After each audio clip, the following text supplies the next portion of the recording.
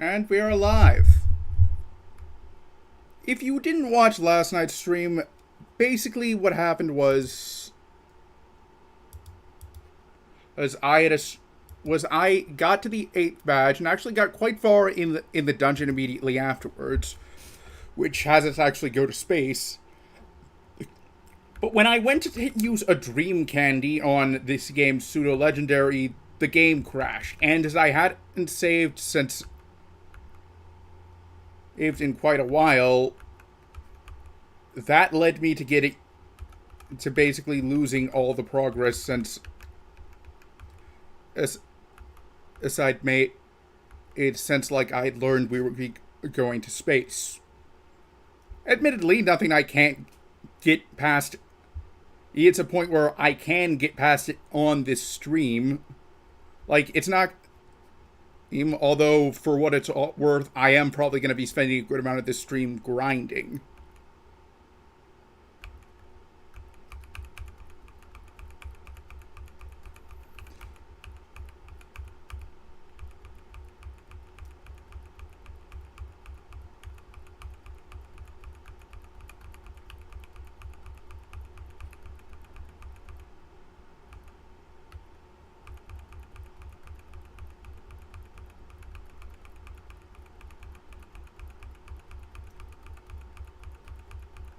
In case you're curious why I didn't do any of the stuff off stream, I was planning to, but my dad had a doctor's appointment, and well, he failed to realize he could have parked his car in the garage of the hospital it was at. He's recovering from surgery. I am a tiny bit bitter since it turns out he could have just driven himself. It's not. Oh, but it is what it is.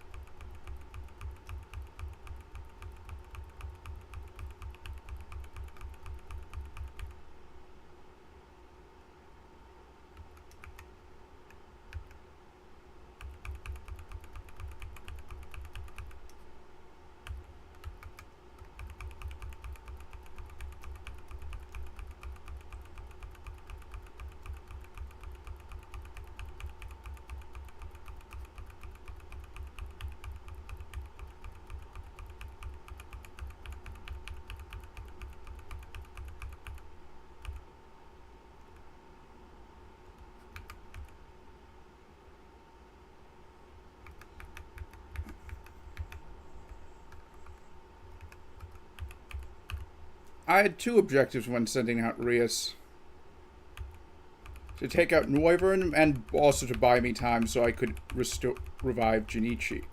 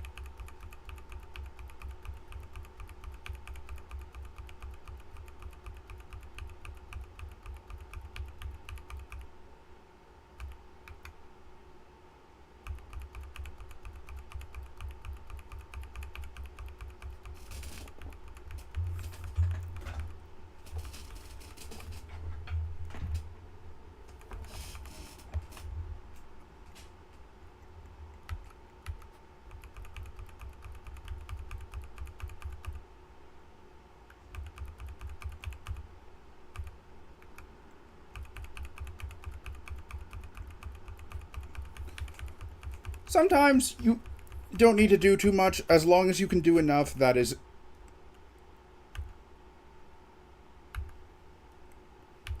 all you need.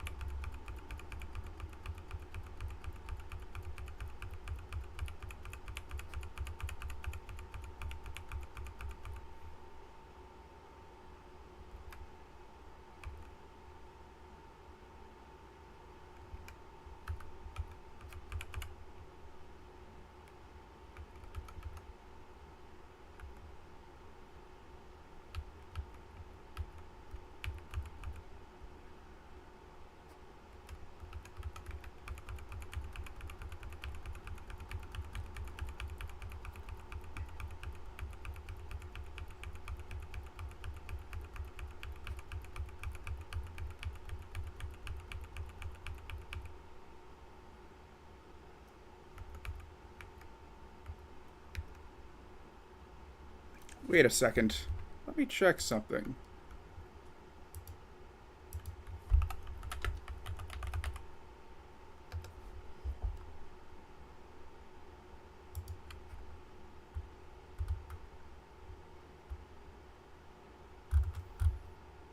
Altari is actually vulnerable to earthquake.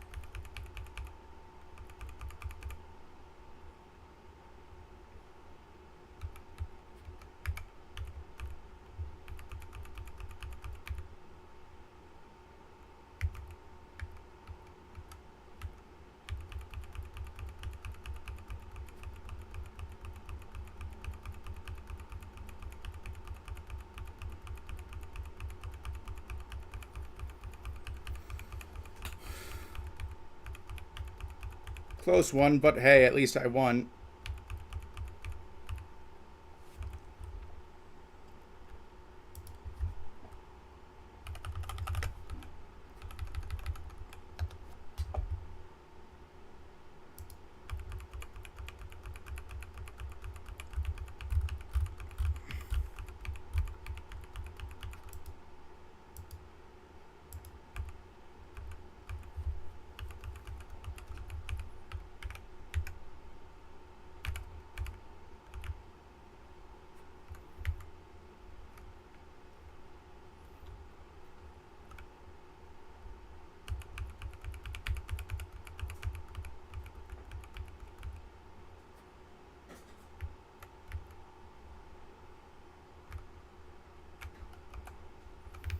Before I do that, let's check in on that one unplace.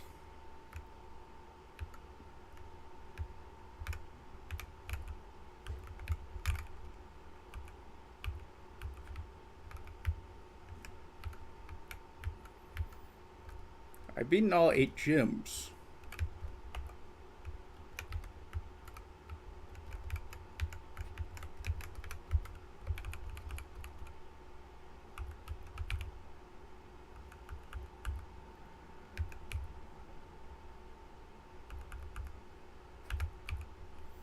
What more could they want?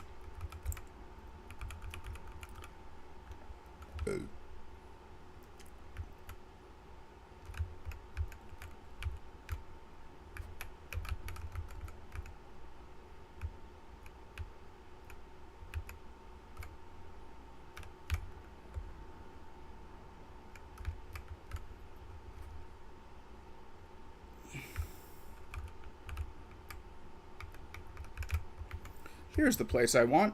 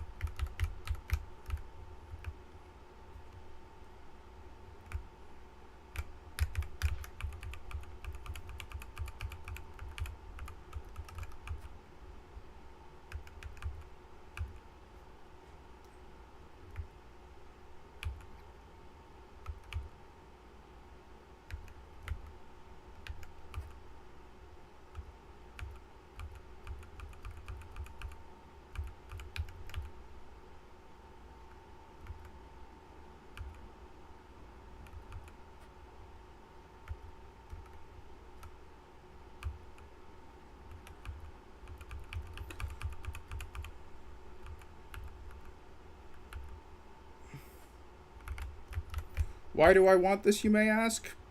Well, simple. If you didn't notice, there is a crafting system in this game. And if you missed last time, one of the things, although I'm not sure I did show this on screen to come to think of it,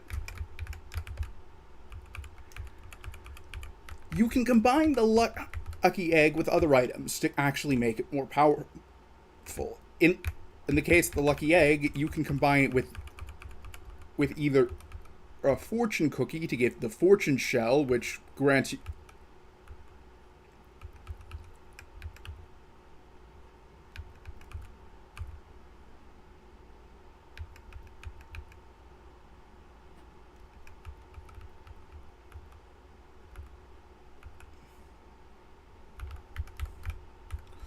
the fortune egg, which grants you even more experience than the lucky egg. And you can combine the lucky egg with the XP share, which grants you more experience.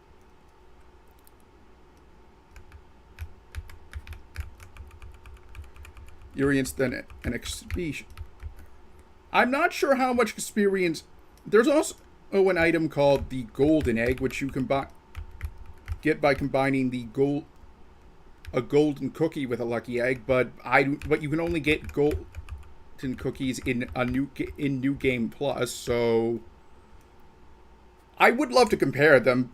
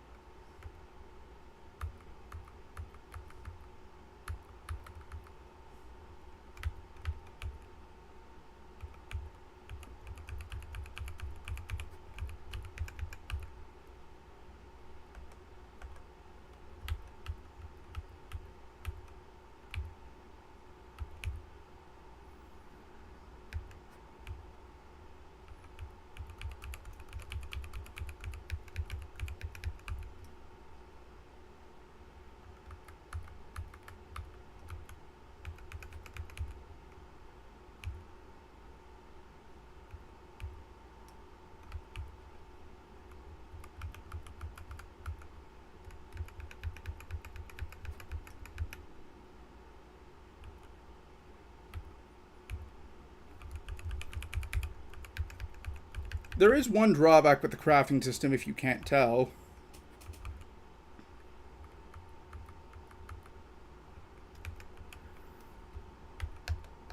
Namely, you have to manually select each item. Like, I get it that, like, it would be a bit annoying to have, like, us track down recipes, but I see no reason why we can't batch craft.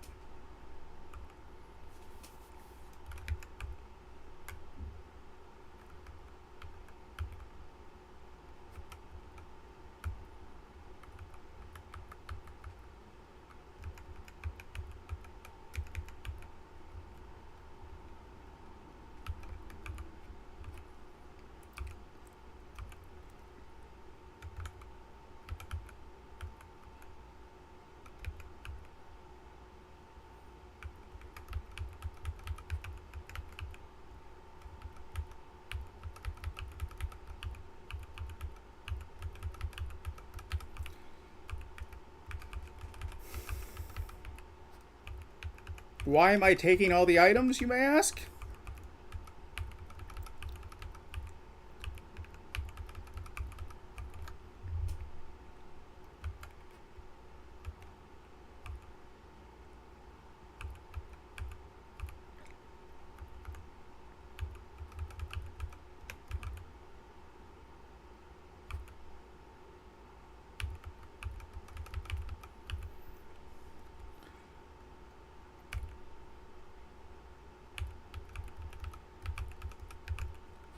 Well, as you can see, oh, that makes it so that I don't have to constantly tell them, yes, I want to switch the item that it's being held.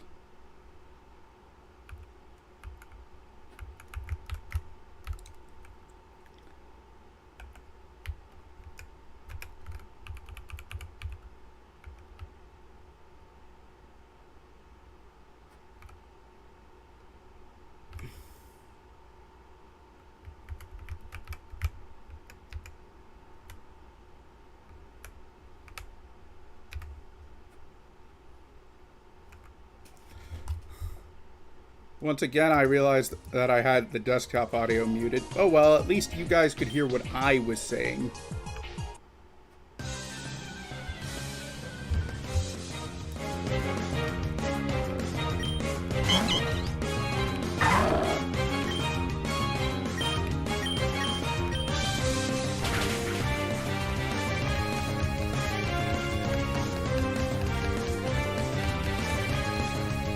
I kind of feel that this guy's team should be arranged a bit better. Like, or since this is something where he's just saying, hey, battle me, you'll get a ton of XP.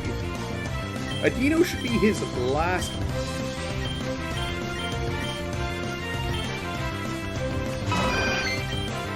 Nice Pokemon. But anyways, as you can see,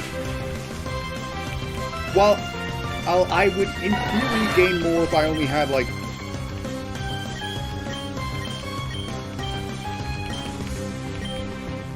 Actually, no, wait. The problem was that I forgot that Adino, that while all of his Pokemon do give extra experience, Adino gives, and at least compared to other Pokemon, Adino gives far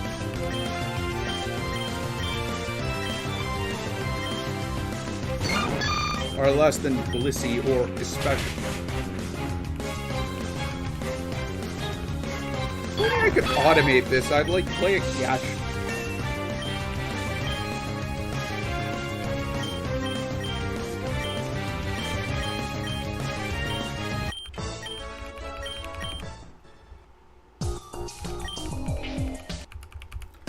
Game or something, but yeah, I should.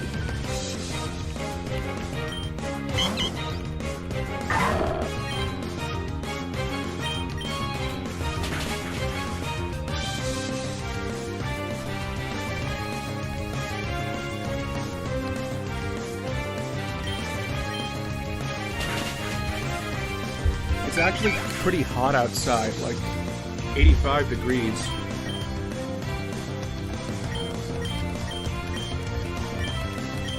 I think I'm gonna need to put on an undershirt and take off my existing shirt.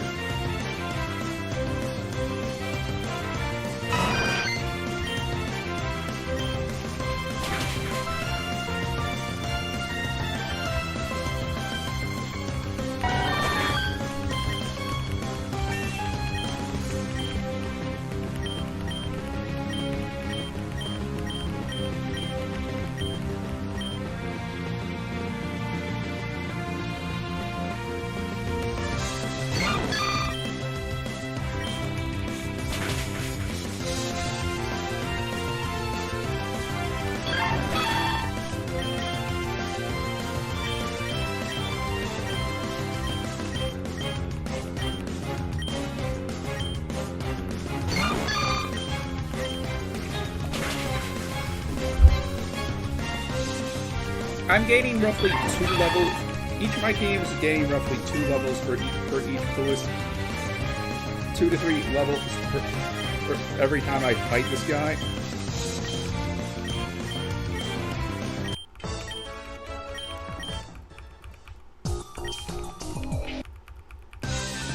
I'm gonna use an ether after I beat this guy, simply because, as unlike in the main games, I can actually just get more by mining.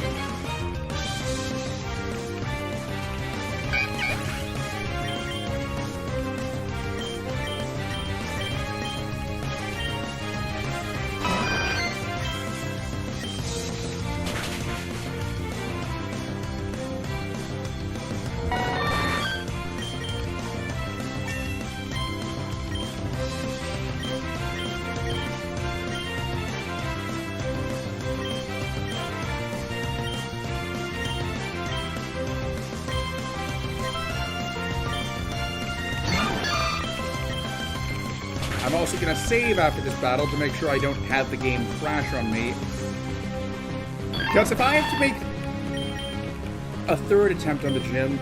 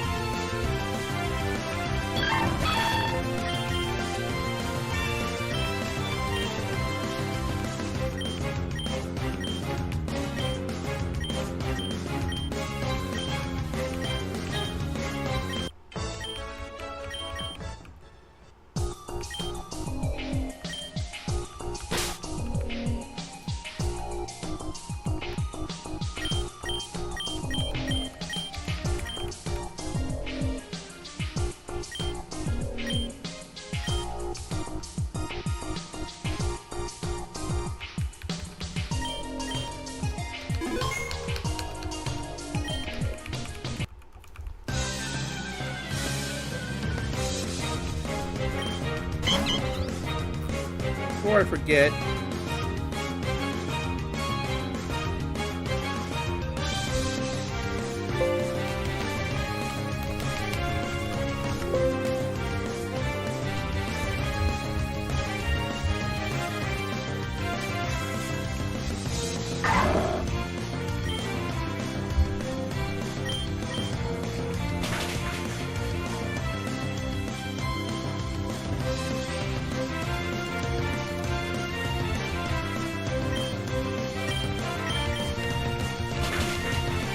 I was gonna look up where it.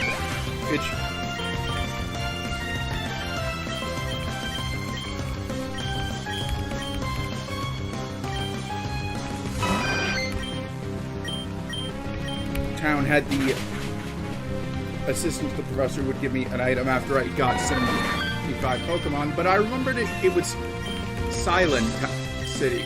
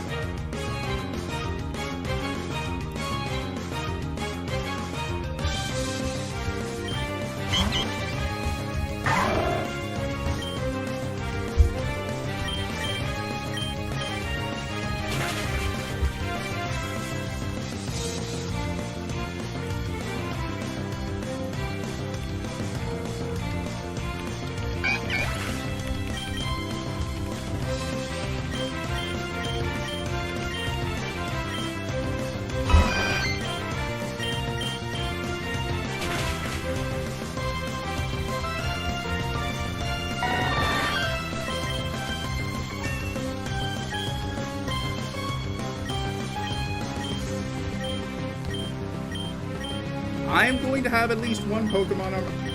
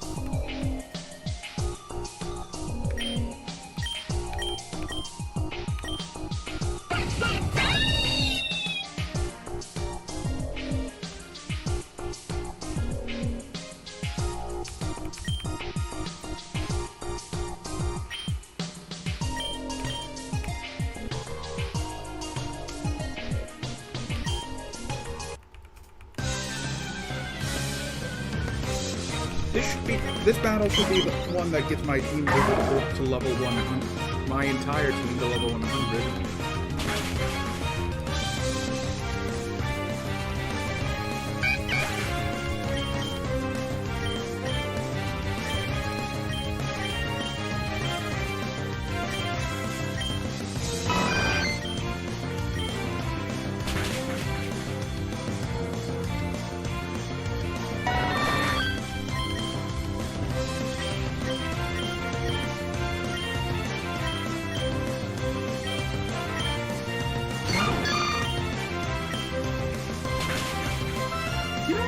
Wondered why isn't Ash going into like various fan regions a more popular topic in fan fictions? Like,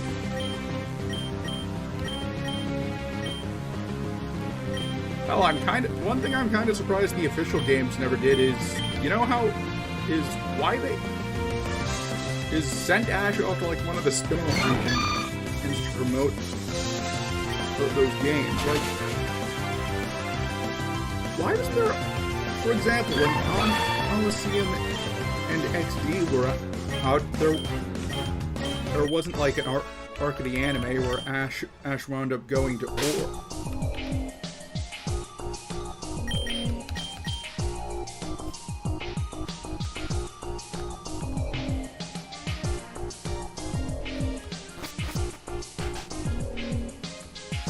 You know what? I can get it in one more battle.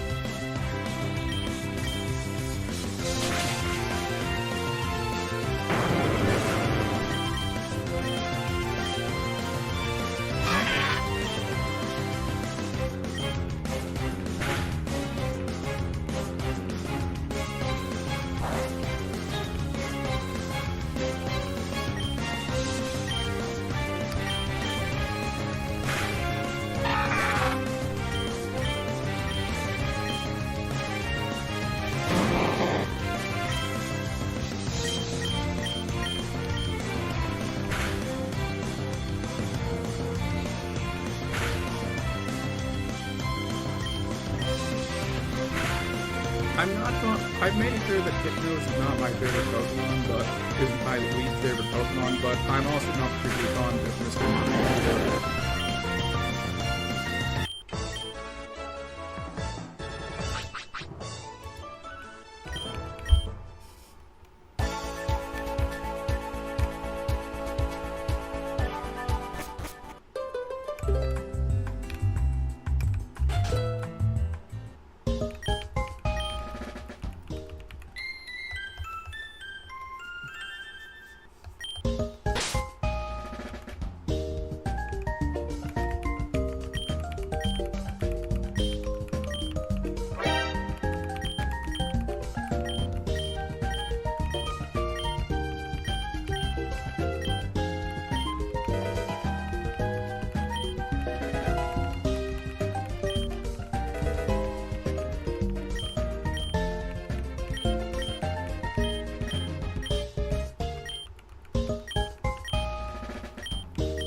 I'm not using fusion.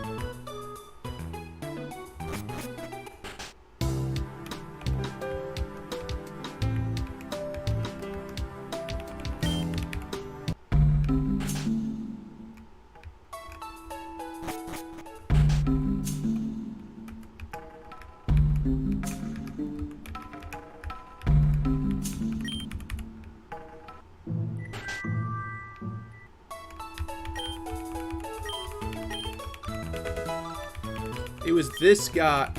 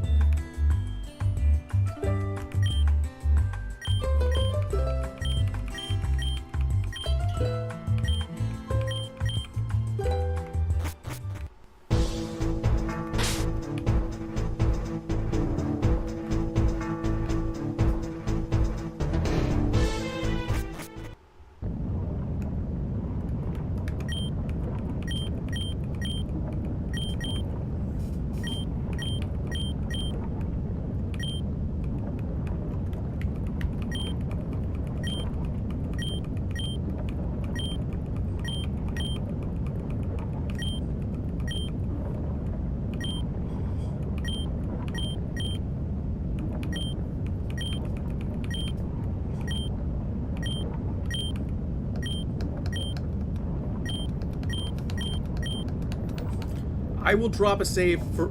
Hey. So, if you can't tell... So, Pokemon Empyrean is actually notable for one thing, which I cannot show you right this second since this is a cutscene, but I will show you as soon as I get control of my character again. I want you to keep what I'm about to tell you in mind. I have yet to fight the Elite Four. Hell, I've yet to even go there. This is something I would have expected it, like, before the 8th gym. I mean, I can actually do it, but... it's basically said, you should do the 8th gym before doing this. But anyways, with that in mind, look at my team's levels. Not only do I have all level 100s, but some of them are beyond level 100. Also, we are in space. Also, it is quite hot, and I did actually have to take off the shirt I was wearing because I was getting sweaty, but I should probably put on an overshirt.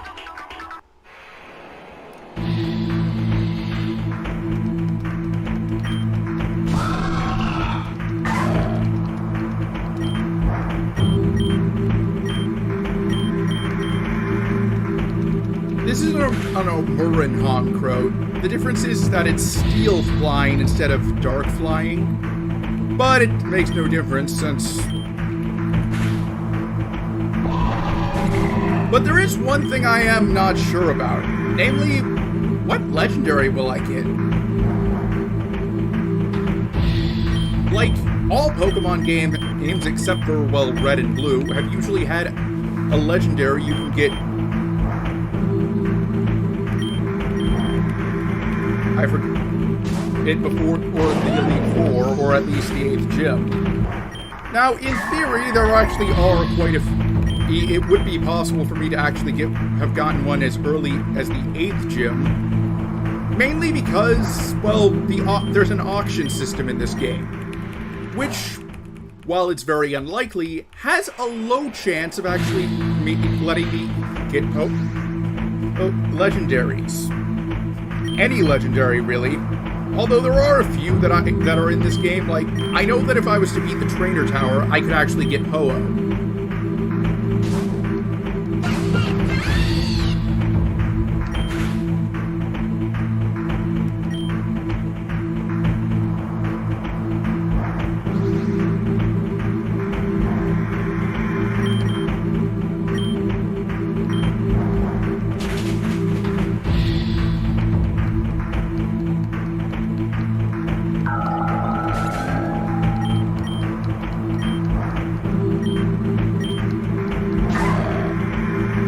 If you're curious what's up with that Lucario, it's an O'Murin Lucario.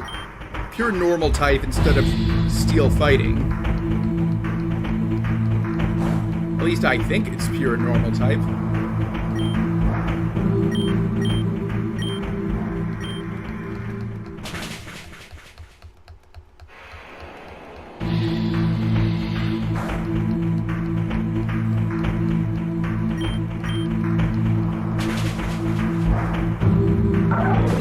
I feel the color should have at least been different, like...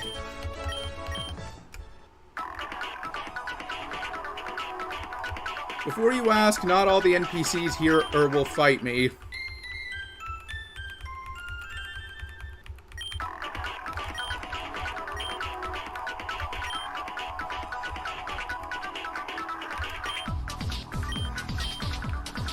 And just so that I don't have the game crash on me like last night...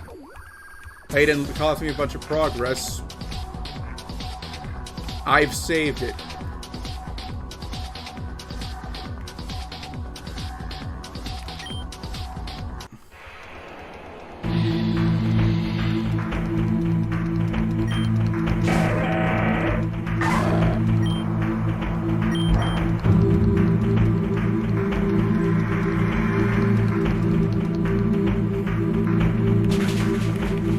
You know what that I kind of wish was a feature in the Pokemon games? Like, the ability to just, like, intimidate a trainer into, like, not fighting you if you happen to have a high enough of a level gap.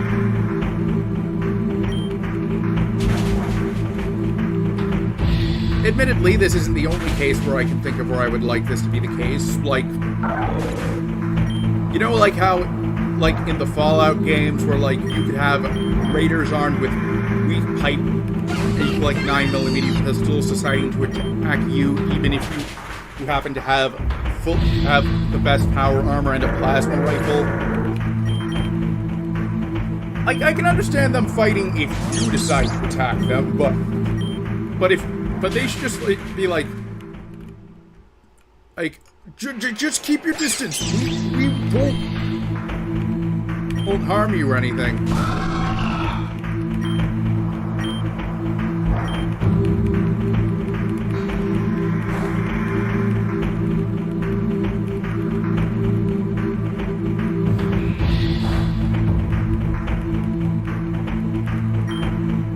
case you're curious, the actual level cap in this game is 120.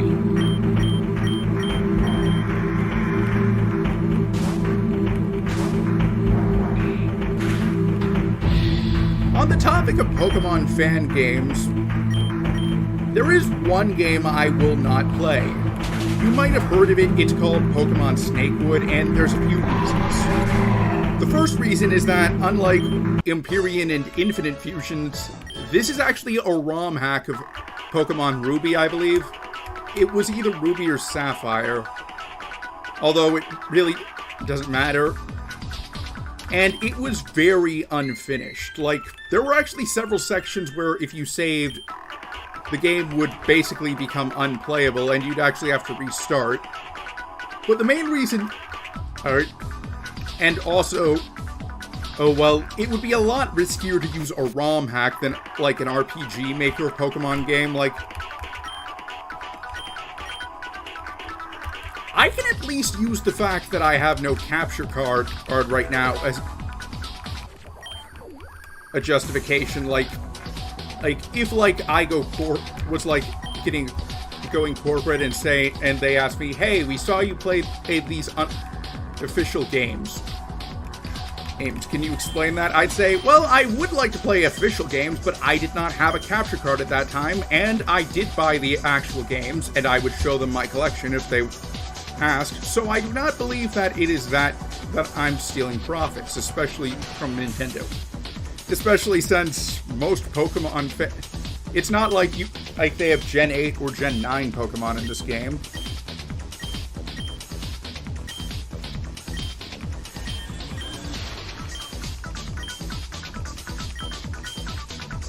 Like, my policy with if, like, piracy is I will not do it if a game is for the current generation. And, like, for example, I legally bought... And this, however, I'm less as hesitant about doing so if it's a game that's for a generation that's no longer supported. I'm not going to say if I do that, I'm just saying if I would. I may or may not be saying that to give myself deniability in case anyone asks if I have ROMs. Although, usually speaking, I'll just download ROMs for the sake of, like, ROM hacks. Like, with Super Metroid, for example, there's this Justin Bailey ROM hack, which gives her a different sprite, more akin to Mai from King of Fighters. Pretty good stuff.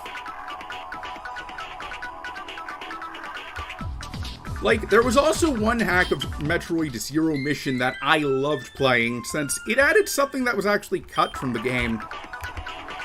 Namely, if you've played Super Metroid, you're probably familiar with the fact that you can shut off items whenever you want on after you get them. Like, for example, you can customize your beam abilities, or you can turn off the high jump boots. They actually planned on having that in Zero Mission, but didn't implement that for whatever reason at the last minute. I kind of wonder if they were toying with the idea of doing a Zero Mission style remake of Super Metroid by using Zero Mission's engine. God, I would have loved that. Since, while I would say that Super Metroid has aged better than Metroid 2, there are some areas you could have improved, like, for example, Super Metroid did not have the power grip, which meant that you would have several cases where you would get within grabbing distance only to not grab it. And of course, with the changes Mercury Steam has introduced to the franchise, I feel that at Super Metroid, assuming, of course, they're not still interested in doing that Fusion remake they were interested in doing, should be the next game aimed to get a remake.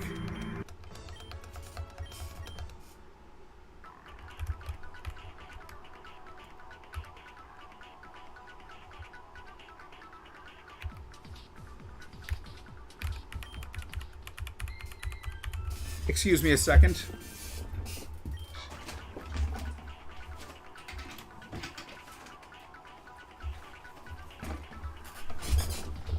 Just had to get an undershirt since, well, it was getting pretty hot. I'd rather not just have to, like, a situation where I have to answer the door or shirtless. Admittedly, my parents are both home, so they'd probably answer it, but there are times where I've heard someone knock, and even though both of them were home, neither one were home unanswered, so I had to get up.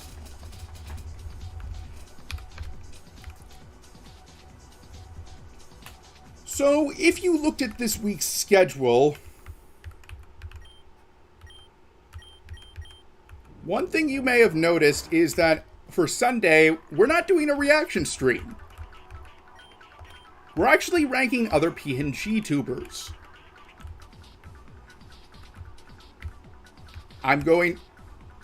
We're actually almost at the part where my game crashed on last night's stream, and I'm trying to see if I can get there without battling anything.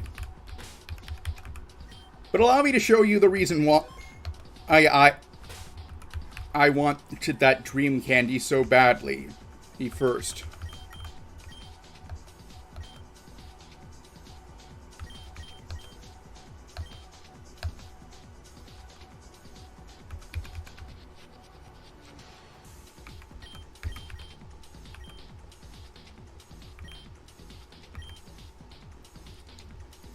Basically, I just made it Lilith here immune to status effects.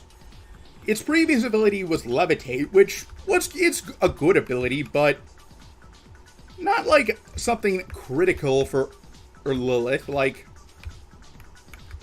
it's not like Lilith has a 4x weakness to ground types. It takes normal damage. I would have actually been more hesitant if it was like immunity to dark type attacks, since those deal 4x damage. But yeah. But anyways, as I was saying, one thing I've had to... Looks like I need to... I've been doing, like, research on some other PNG tubers to include on that ranking. And I'm not going to mention him by name, mainly both because I don't want to spoil things, but also because... in the off chance that, like, this stream suddenly gets me a ton of views, I'd rather not get accused of like, causing an army to go after them. His content was actually genuinely disturbing.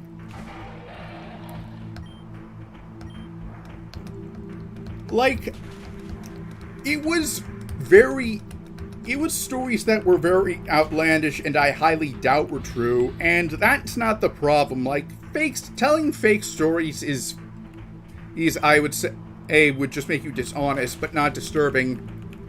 It's how sexual they were. I'm not going to say this person by name, but if you happen to be a fan of the channels either Dumpy or Wraith, you might be familiar with this person, since they both made videos on them. And I will actually go into depth when I do the ranking on Sunday. It's not Vince K, or however you pronounce his name before you ask. I am actually including Vince on here. They're both mainly to be ironic as hell.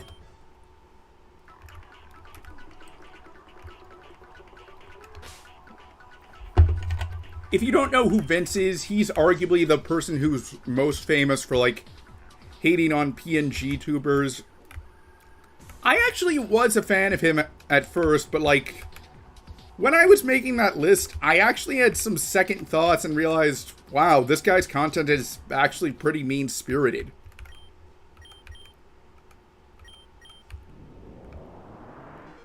And also, it didn't help that he was kind of guilty of what other people were saying, although, to be fair, he has stopped posting, so that's not why I'm doing so that's why you're not seeing me doing a stream where I, like,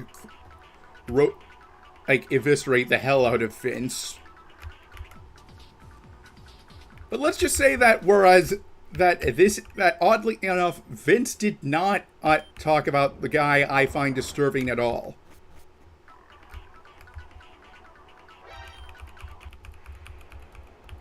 And I've mentioned how I want to do like video OSAs at some point. I actually have already written a somewhat significant script. It's about this guy.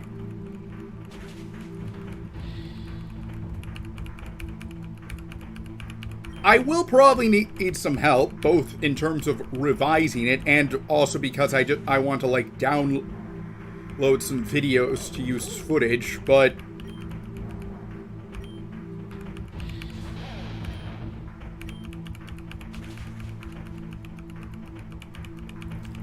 it's still if I end up not going corporate and have to stay indie, I'd say that I've at least got my foot in the door for being part of the video essayist sphere.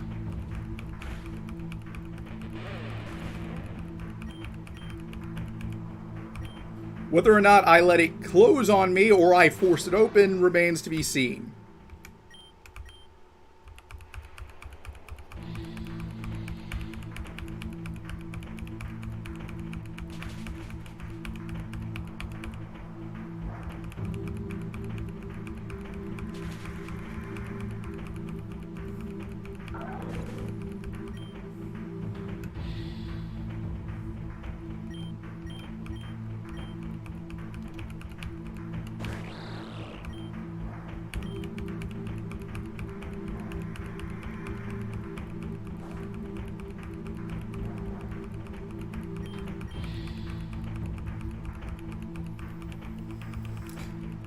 I'm starting to wonder if I should teach Junichi a different water type move since Hydro Pump has missed so many times. And just as I say that, of course, it hits.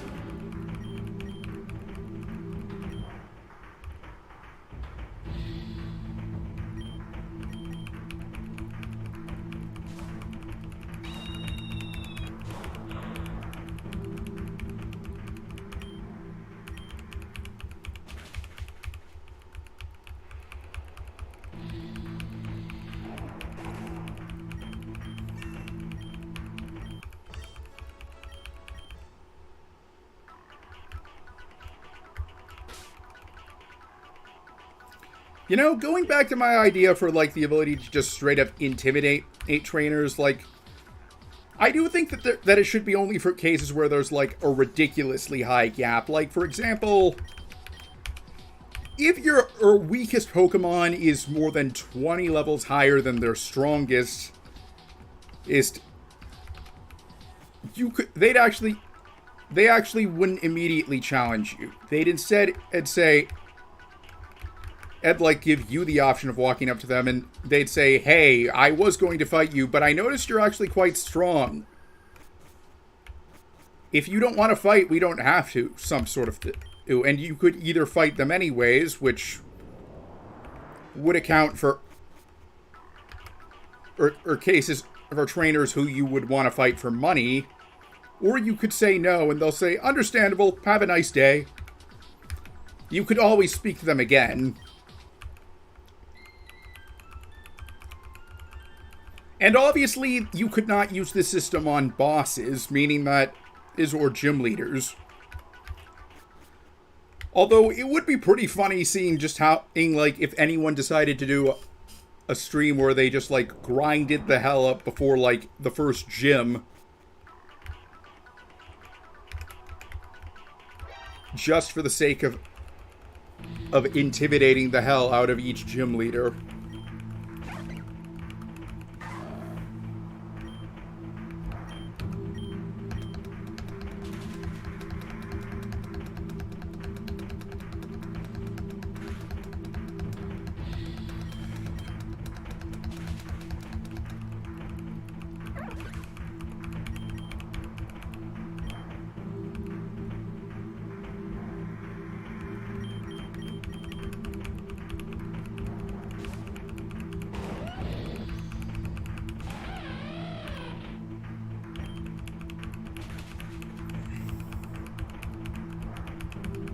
Like, now that I think about it, if someone wants to take that idea for a fan game like Empyrean, they're more than welcome to do so. All I would ask is they send me a link to a place where I can download it once they finish making it. So I can play it and critique and see how different their interpretation of my idea is from how I imagined it.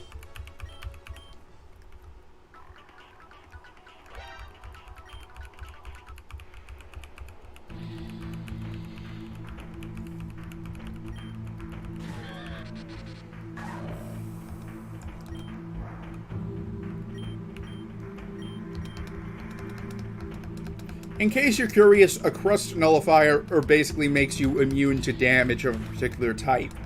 In the case of the crust nullifier, ground types. It's why, even though I have a Garchomp, I did not switch out to it immediately. Although in hindsight, it probably would be a better idea, since it would have been immune to a good chunk.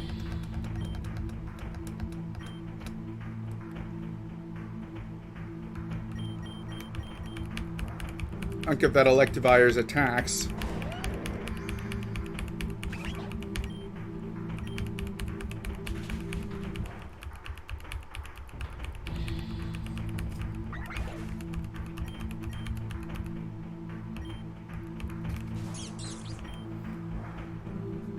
Fun fact about this Pokemon, it's supposed to be an electric hedgehog.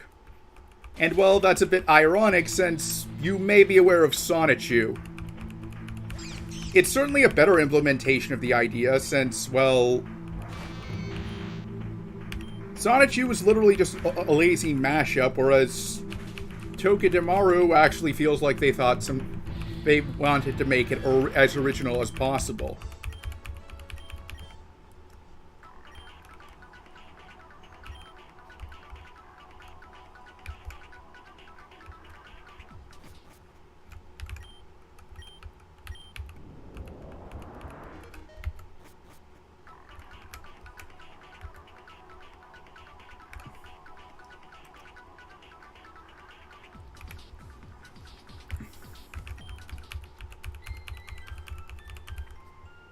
Let me check something.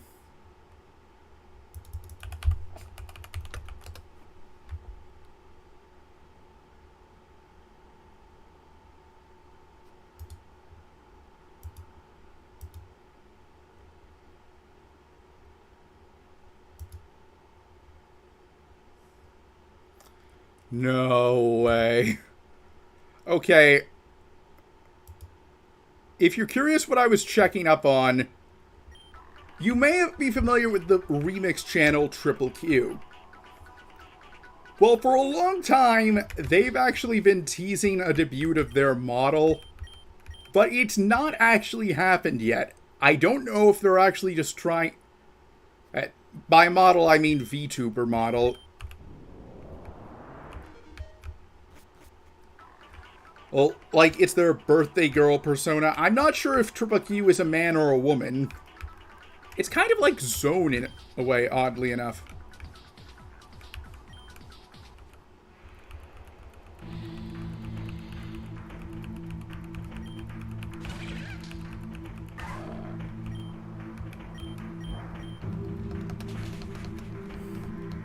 Since I'm pretty sure Zone has a voice actress play Zone Sama. That's something you don't see that often. Thunder without Rain Dance.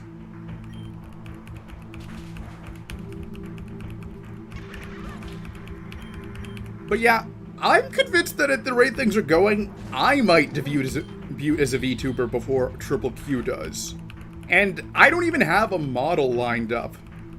Well, technically I have that 3D one, but not one linked to my character's persona, is what I'm saying.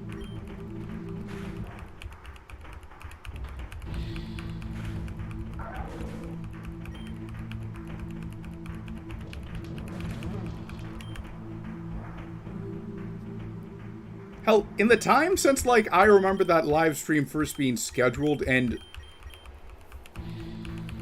now Jellybean has, in the very controversial PNG tuber, has actually pretty much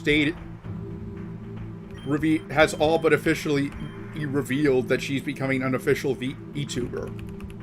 I wonder if she'll still make Minecraft content or if we should expect other content from her. Would be interesting to see, like Minecraft expert tries Factorio for the first time. Which I'm kind of surprised there hasn't been a Minecraft PNG tuber who's done by now. There's an idea if I ever collab with Jellybean.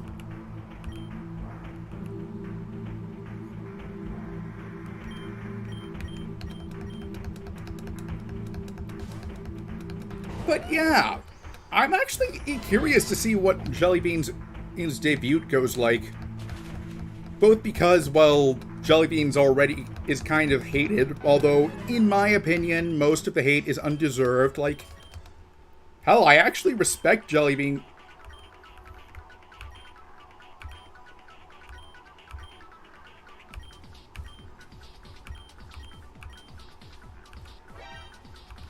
In quite a bit, because Minecraft is incredibly oversaturated.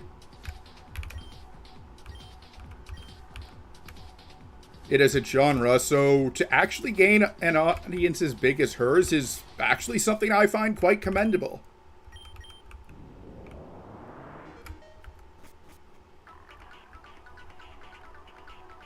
Oh, hell, Jellybean is actually pansexual.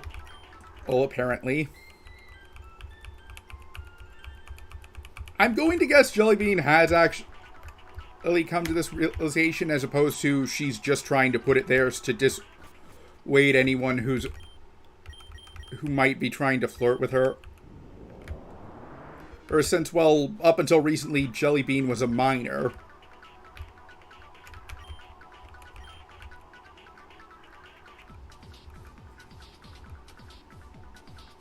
And given her audience, it would actually be very easy for her to just call out anyone who tried to do that.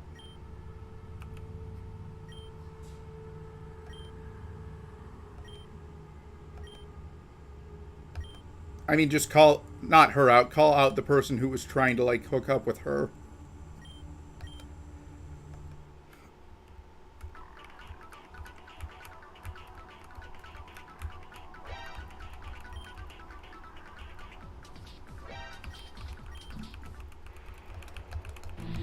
Like, for the record, I'm actually not opposed to the idea of hooking up with a fan, but there would be a few caveats I would have. First caveat, and biggest, is you would actually need to know me in person.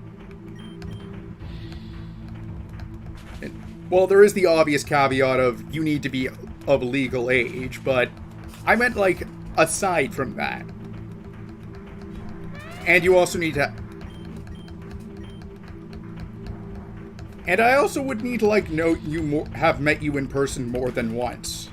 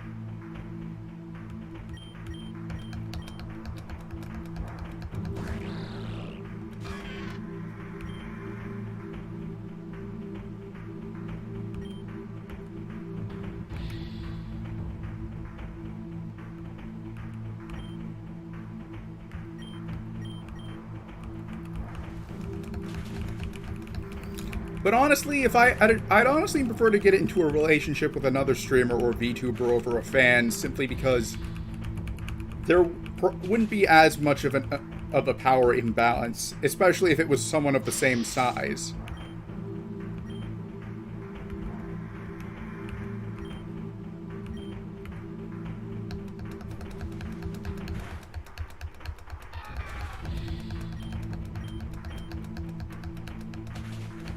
And obviously, there can't be too much of an age gap, like... And this goes both ways, like...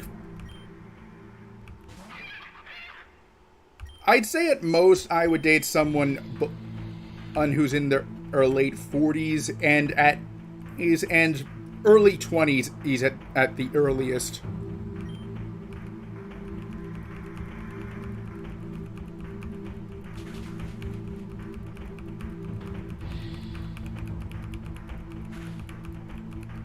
I'd slightly prefer someone.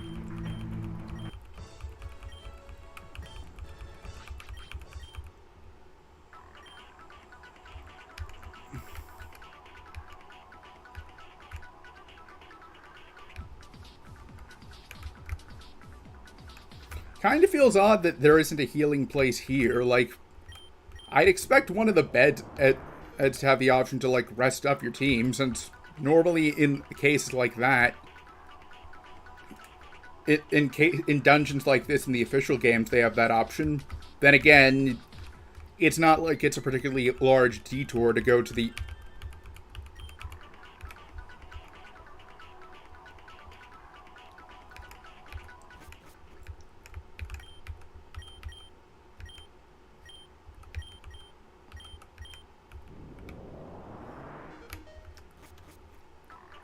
to go to the healing thing, so...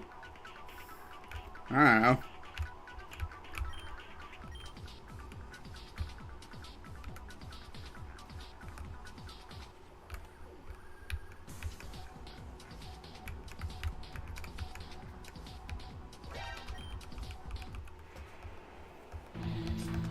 You know, one thing I've always wondered is, what would the first aliens humanity encounters look like? I highly doubt it's going to be another humanoid species, but should I expect, like something I'd find at the depths of the ocean, or should I expect something similar to another species on Earth?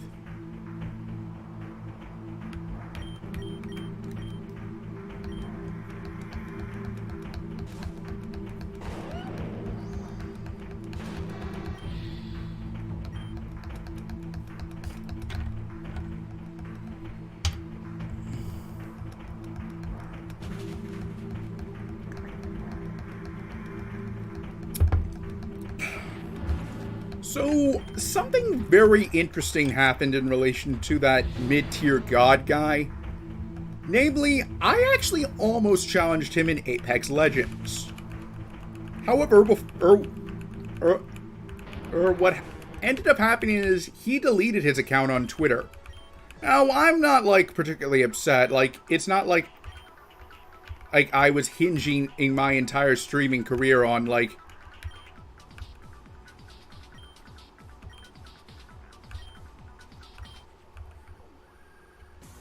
becoming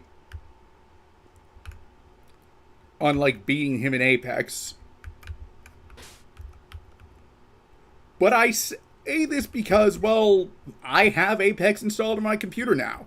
So do not be surprised if, like, I just have, like, an Apex Friday stream or something.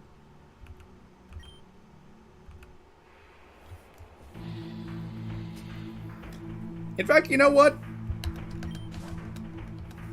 Next Friday, the Friday after this one will be me trying out Apex Legends, since I've heard it's actually a good game for streaming.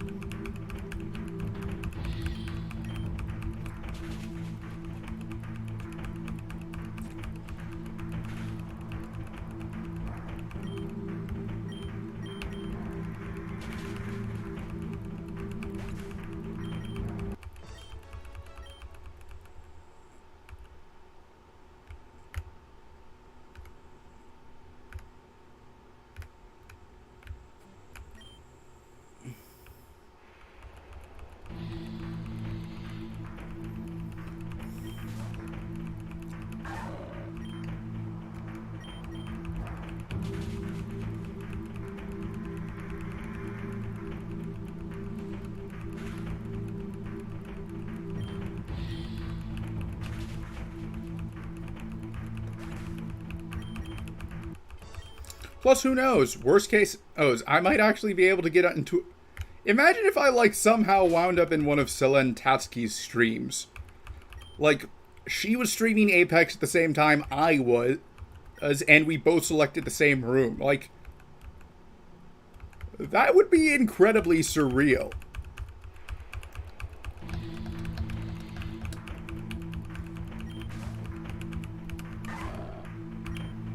She'd probably beat me, but hey, if I could at least get my... He's like...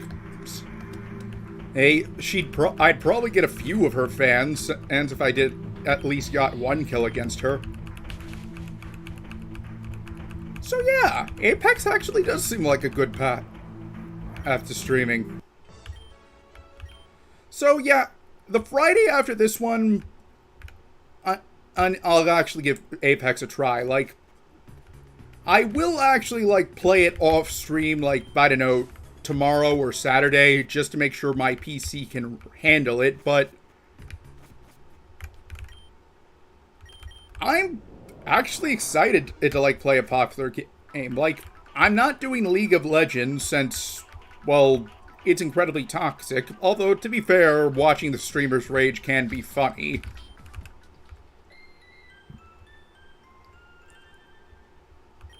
And hell, like, I've actually... Oh, like, some of the bigger names aren't, like, terrible people, per se. Like, I don't think I've heard anything negative about Tyler 1, for example. And, hell, like, Shark Zero, who's one of my favorite, like, political streamers, actually, he brought some odd attention to the plight of him. I kind of feel stupid for making that trip.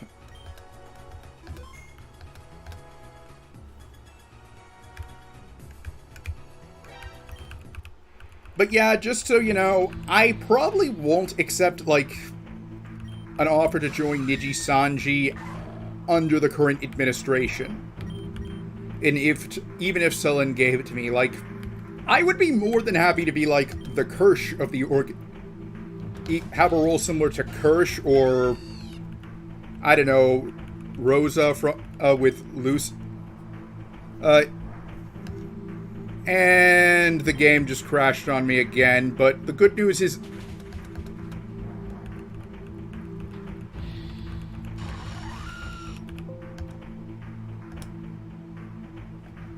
I'm gonna have to reset, but the good news is that there is a key for that. And hey, I literally just saved. But anyways, I would be very happy if I could, like, get a role similar to, like, Kirsch with Phase Connect and, like... Well, since I did literally just save, I think I'll keep playing for a bit longer. Like, at the very least, I'll try and get to the one boss fight I knew is coming up. Which also happens to technically be a rival battle. But yeah, like, if I could become similar to, like, Kirsch with Phase Connect, you know, like, not officially part of a member, but collabs with the other members so much they might as well be one, I would be very happy.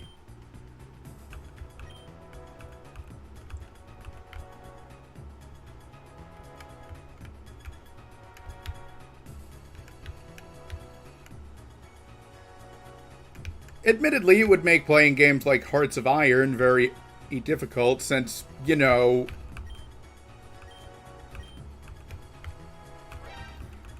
there's the problem of Taiwan. Although I'm not sure what or how Niji Sanji's funding works in comparison to HoloLive, since I don't remember. I know that, like, there was the whole Kiryu Coco thing, but I'm well aware of that. Although the funny thing is that I'm kind of surprised that that HoloLive didn't just say that, oh yeah, she was acknowledging the geographic region. And, like, if she had simply said, like, Siberia as well, people probably would have actually bought that. You know, fun fact about the recognition of Taiwan, that actually led to Lionel Messi trolling the hell out of the People's Republic of China. Basically, he was going from, like, the PRC to Taiwan, but then he was stopped because of a passport issue. Now, you can probably already spot the problem, but he asked, oh, is Taiwan not part of China? Ironically enough, meaning that if the guards kept detaining him, the PRC would unintentionally be recognizing Taiwan's existence. Like, I am so glad Messi is in MLS for that reason alone, as well as the fact that, well, Messi will force other teams to, like, drastically boost their playing skills. I'd love to meet Messi in person one day.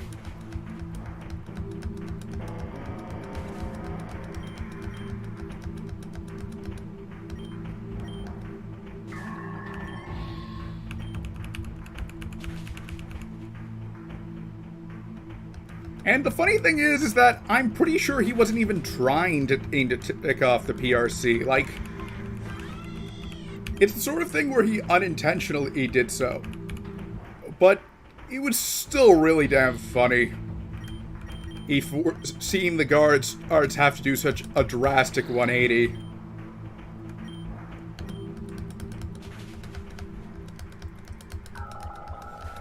And the funny thing is that I think Messi is probably he is probably a player you cannot use who is only interested in the money as a critique of, for one simple reason.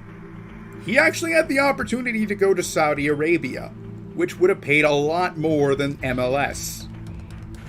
But he chose MLS. Admittedly, he would get to work with David Beckham, and well, he's on the older side, and I highly doubt he'll join the US team, aim for the World Cup.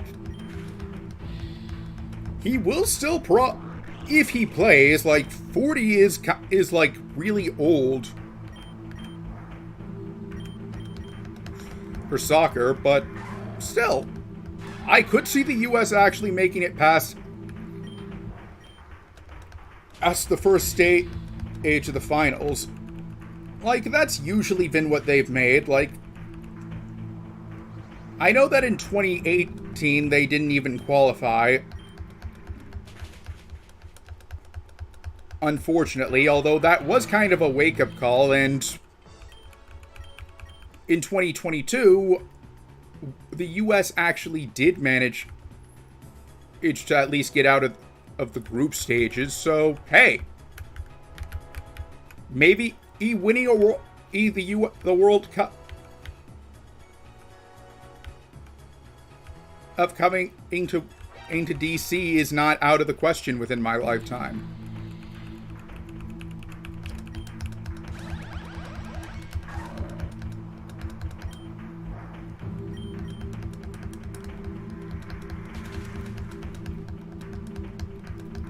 Now, I've mentioned that I'm doing the Stalker games for in preparation for Heart of Chernobyl.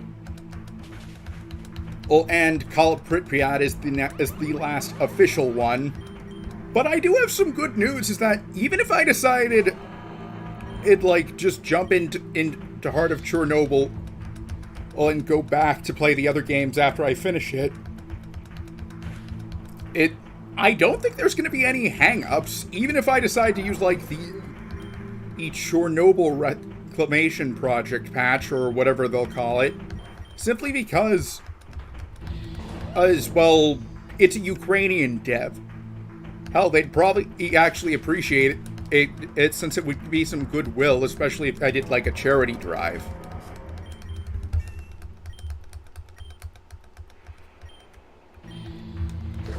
So yeah, I'm very confident in my decision to, like, play all the Stalker games in preparation.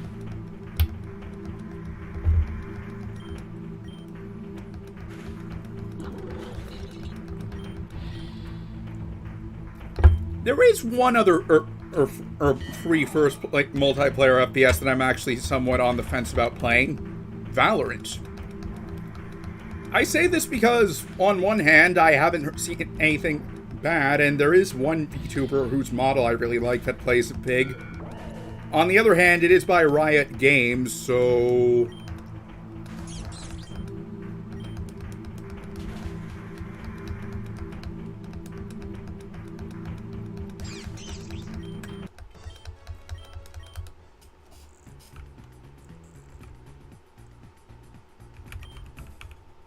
I guess I'll see how Apex goes.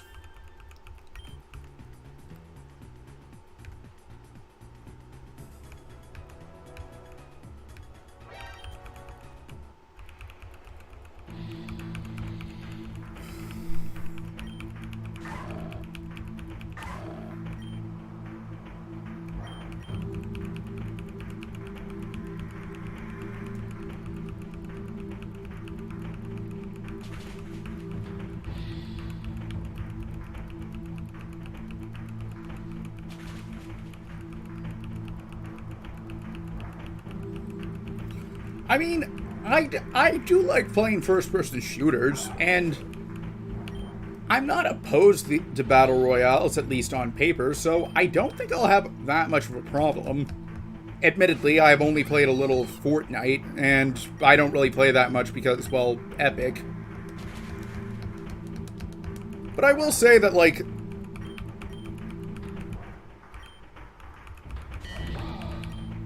at least in theory, I'd be okay with Apex. As long as, like, I didn't get into, like, too toxic of a server.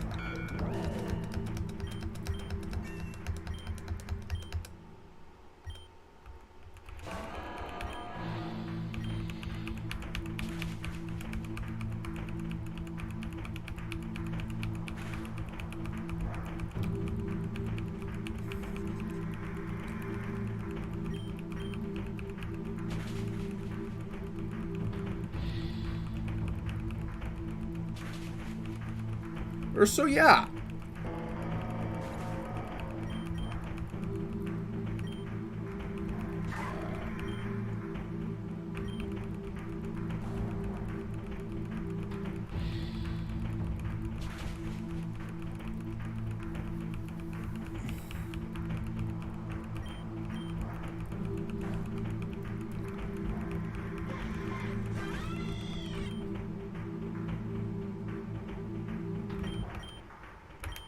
It should be interesting at the very least.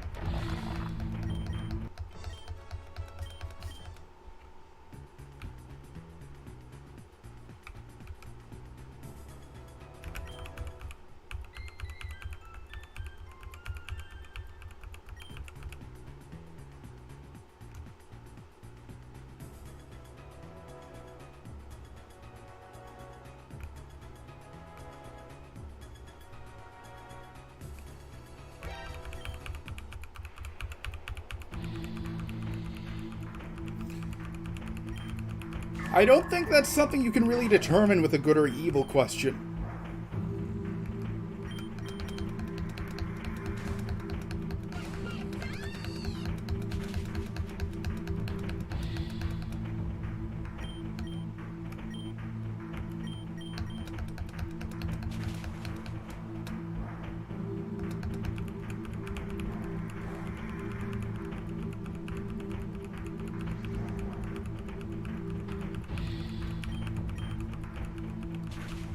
I mean, if you want in good or bad would certainly be a better question, but in since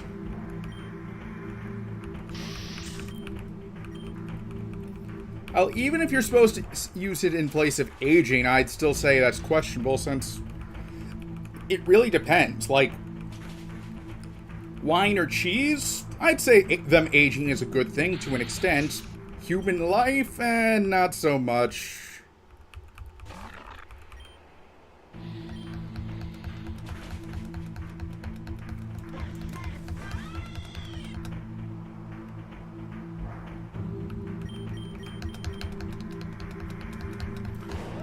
Although, now that I think about it, I do remember one thing. I should probably change my Steam ID.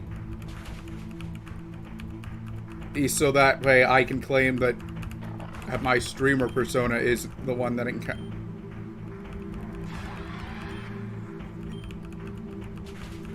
Selene as opposed to my, well, old identity.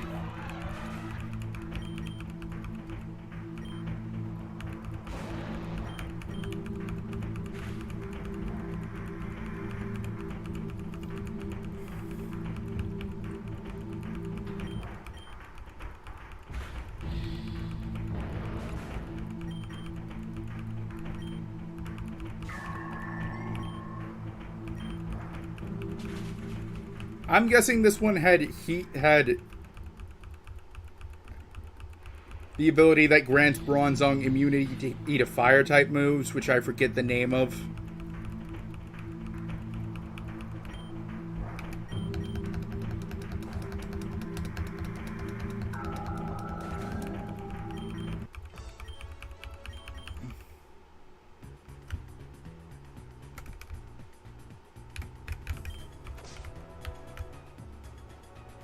I would have actually found it funny if those levers had actually been for, like, deorbiting the ship station. Like, if you didn't play X and Y, there was a trick.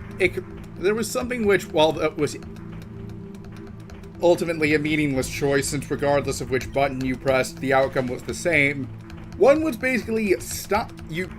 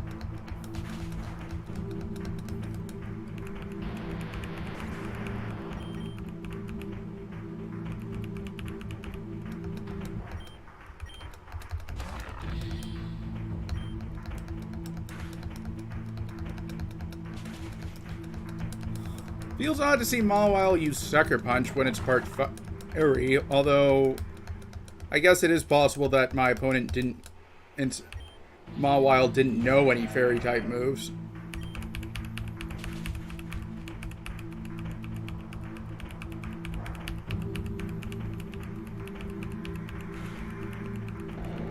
I would have actually found it funny if Aggron had used Double Edge.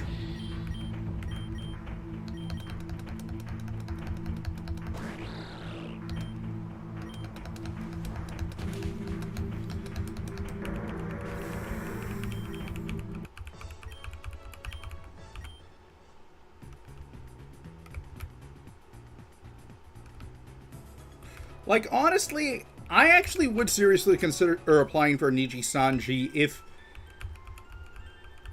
if they got bought out by new management.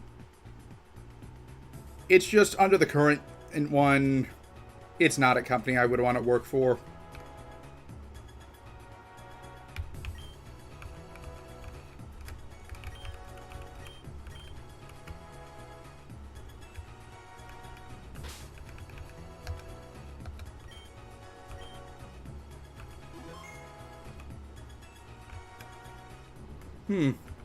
Fun fact, these two girls are actually half-sisters.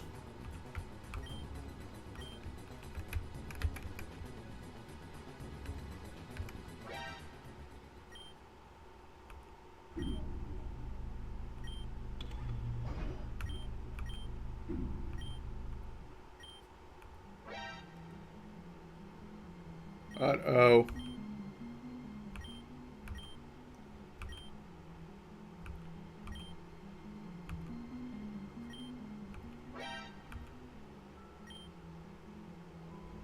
Yeah, I actually am siding with Blitz for once.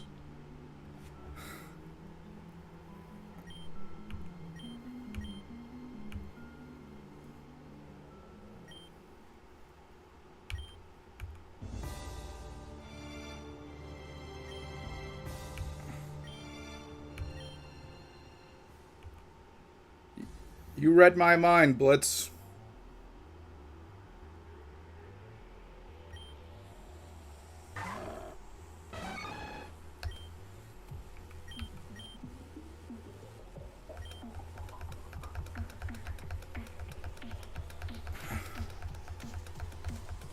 Ironically, you know, I would have I mean, technically he can't be blinded since he's fainted.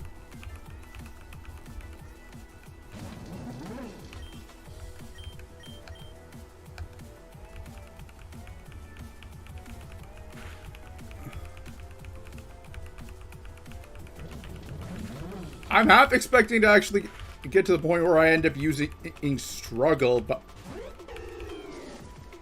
Okay, that's actually a good thing, because ghost types are effective against... Or maybe not.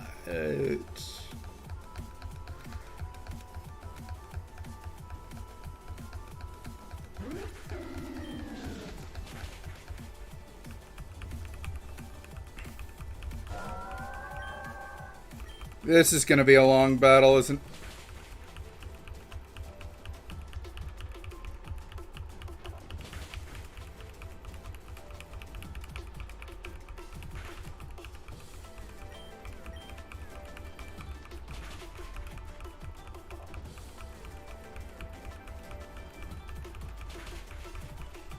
If there's one thing I'm glad these boss battles don't do, it's that they don't give, if the boss Pokemon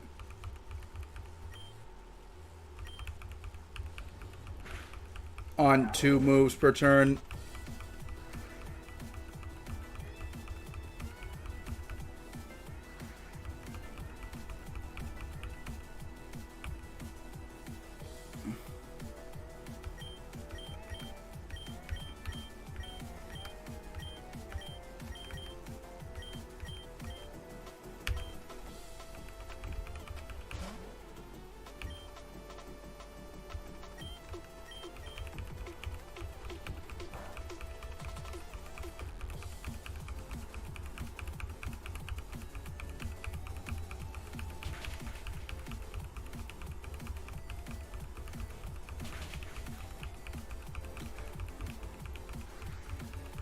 If I'm not mistaken, and unlike other boss battles,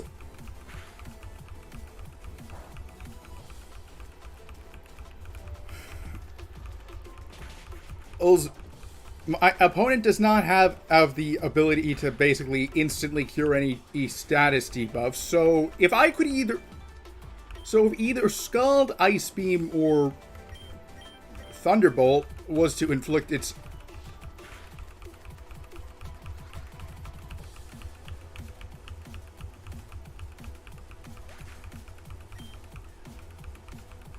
debuffs, I would actually be set for a while.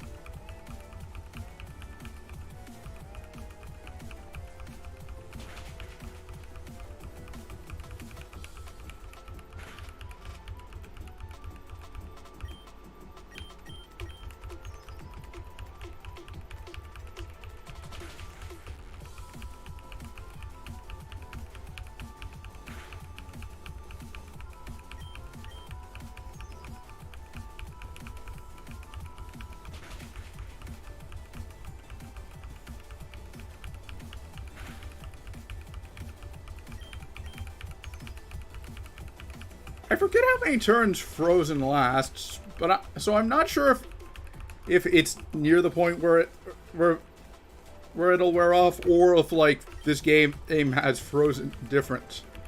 But yeah, this is actually the second time Frozen has saved me in like a situation like this. The status effect, not the movie. And just as I was saying, but anyways, as I was saying, the first was in Pokemon Black. Basically, I was up against Genesis, the final boss. You don't actually fight the champion at the end of the story in that game.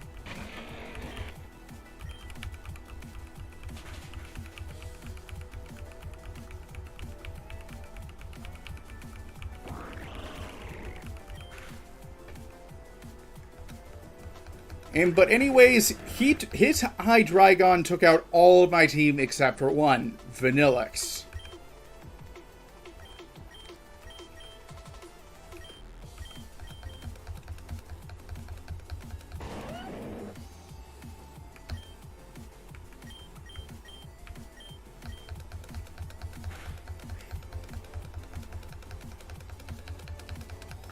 And I had Vanillix use Ice Beam against his Hydreigon, which froze it and gave me enough time to actually recover.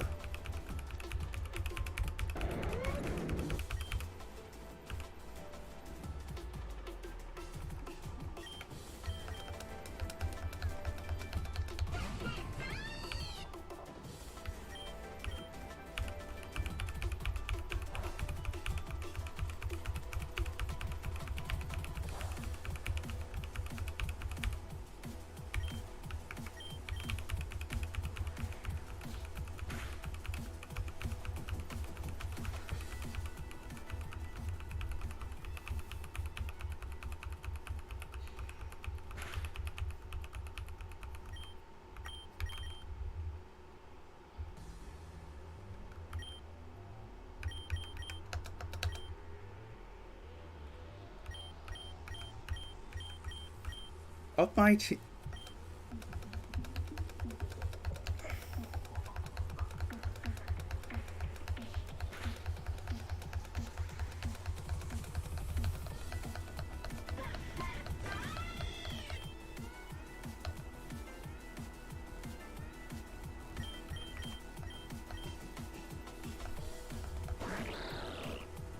Let me look up what an Ash Greninja's ability is.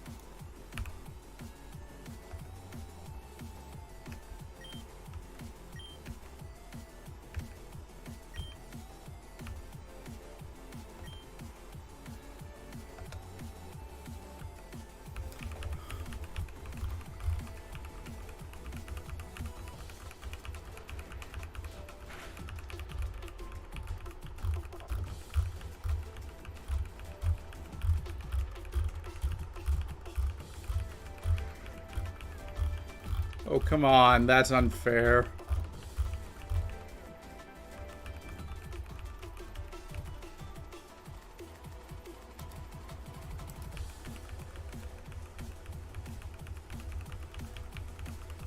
In hindsight, I should have Omega evolved after it was frozen, but...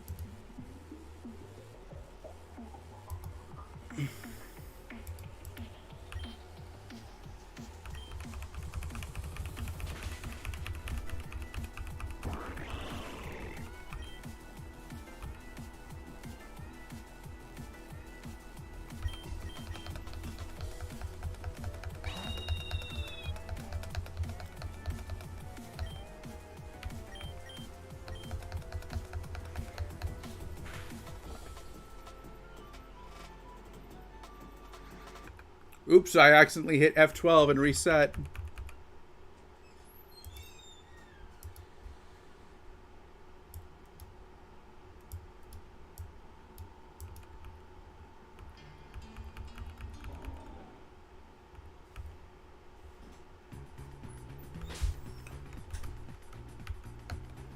I get the feeling I should try and either I should try and poison.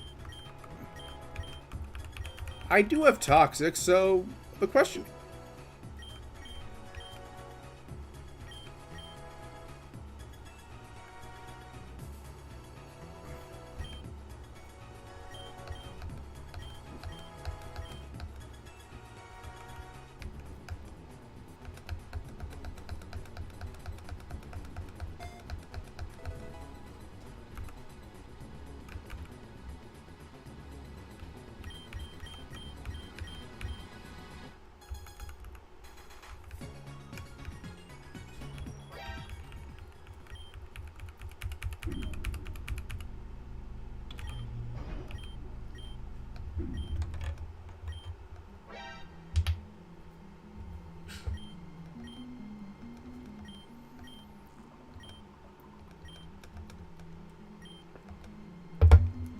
I kind of feel this should be a triple battle, actually, now that I think about it.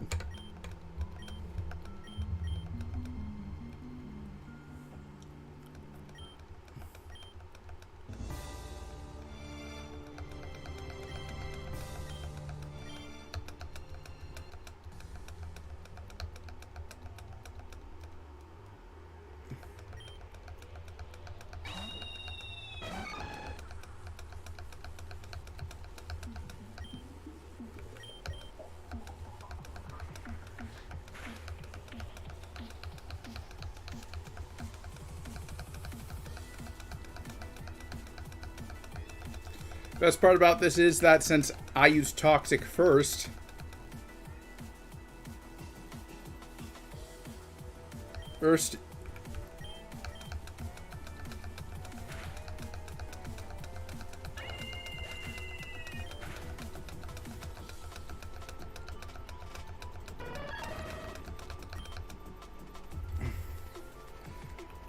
oh wow, was a great idea, actually.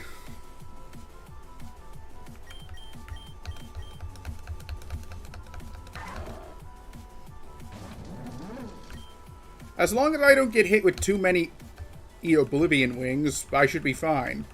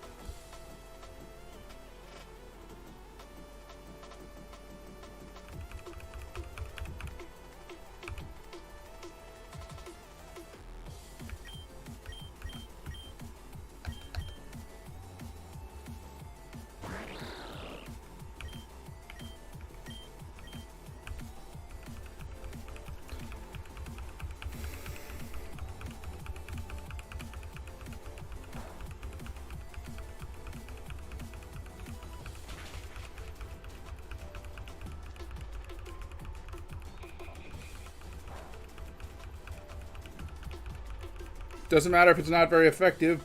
Poison and wins the day. I hope that doesn't carry any story repercussions.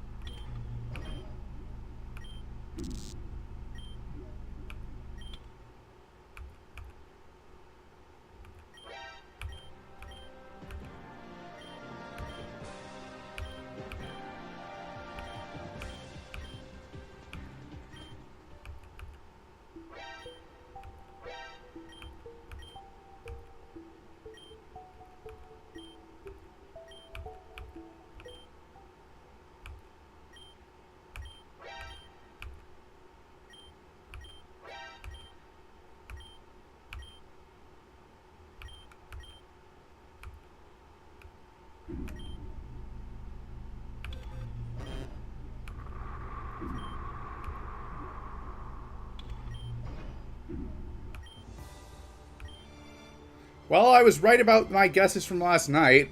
My guesses were either Rayquaza or Lugia.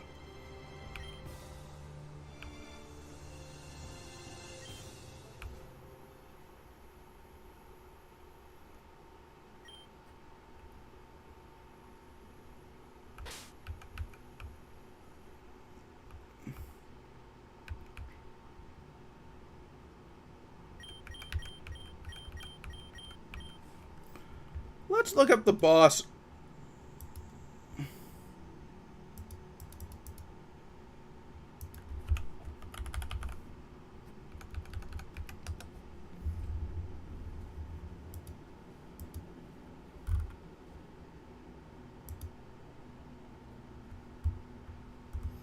Okay, the first form is a pure steel, is just a pure steel type.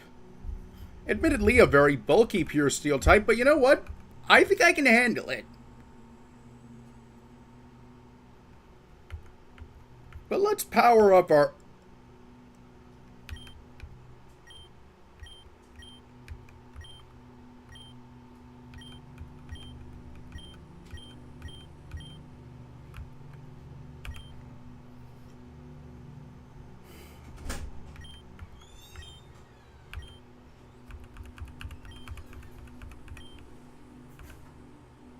In hindsight, we should have spent more time at the training safari, but you know what? I can always do off...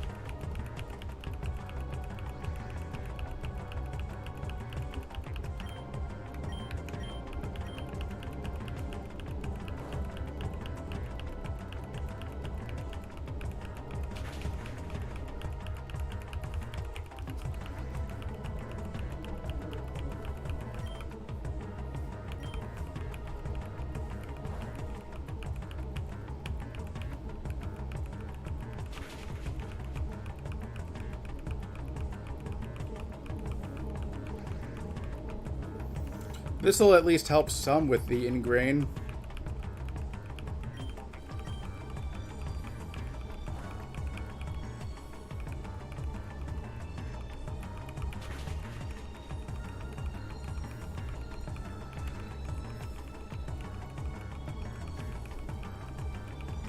Although I think burn actually does more damage than an ingrain heals. So as long as... Yeah. As long as like, Reikiomi doesn't have any means of curing its burn, this battle's in the bag.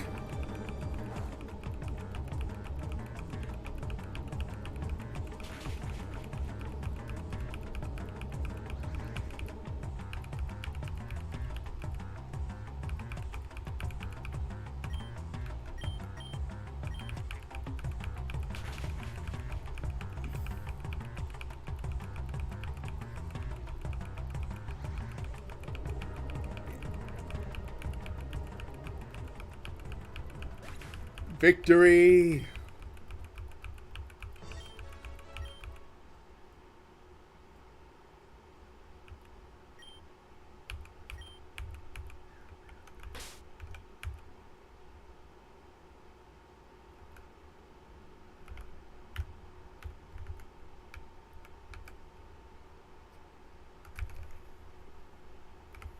I am not going up there until I heal.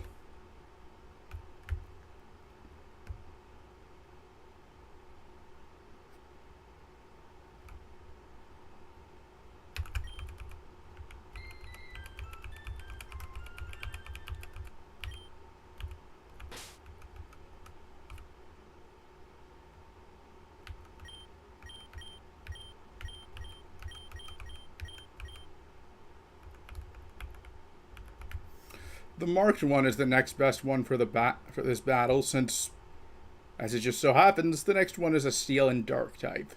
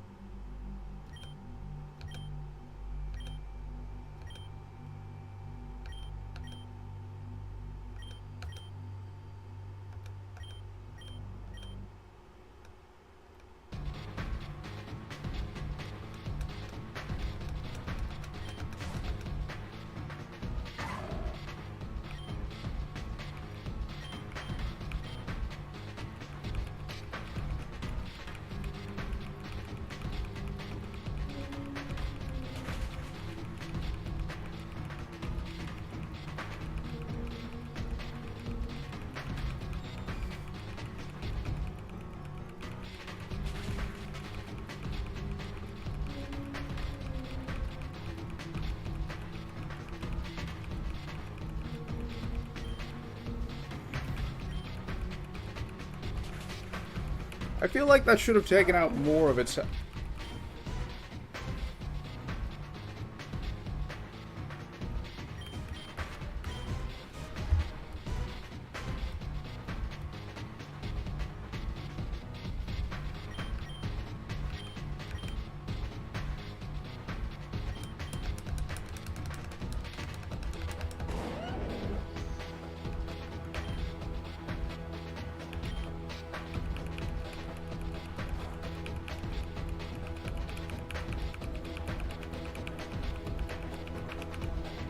Oh, you could have told me that before I decided to use a ground type move.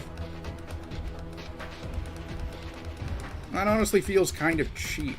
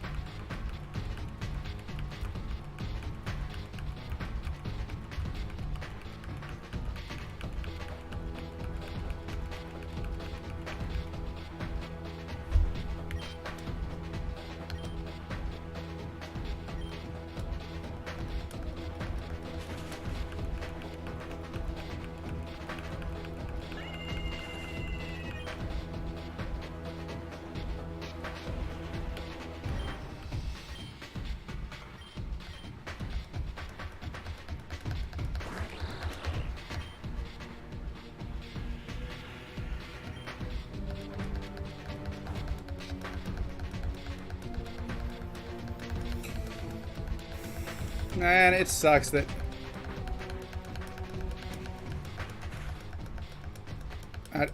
that the Solar Storm move is exclusive to Requiomi, because it would be an awesome move. I don't even think I could get Smeargle to learn it.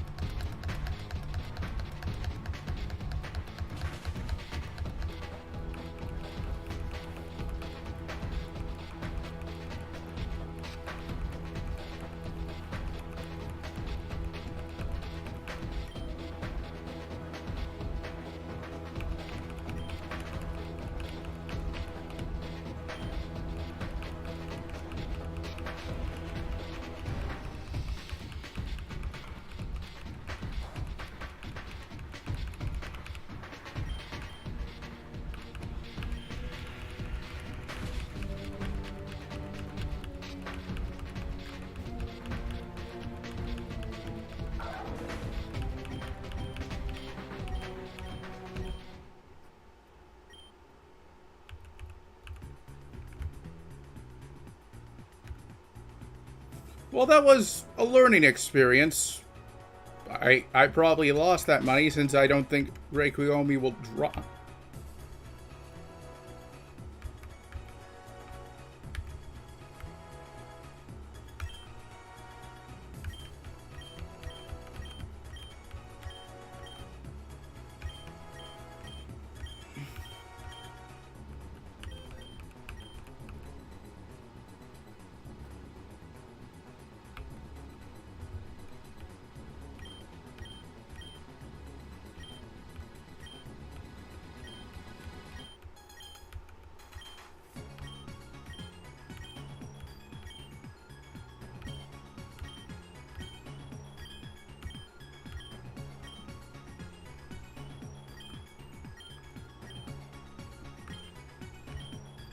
I feel I should replace Shadow Ball.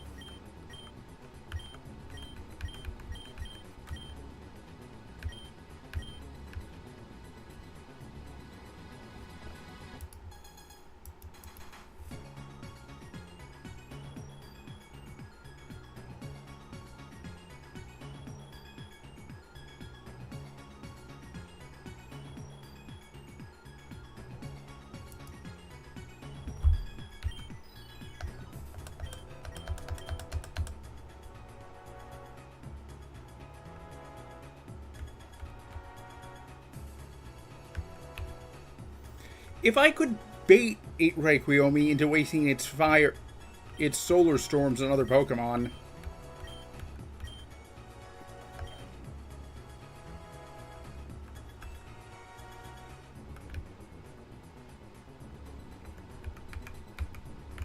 Yeah, you know what?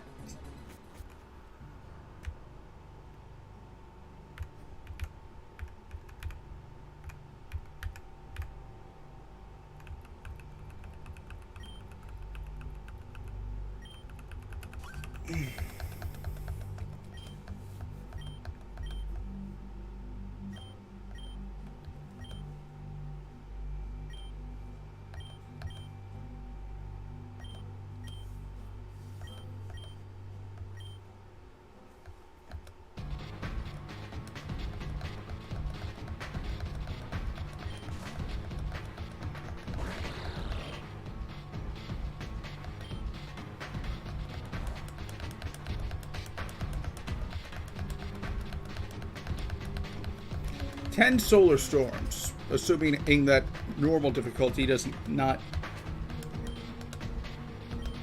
boost the number.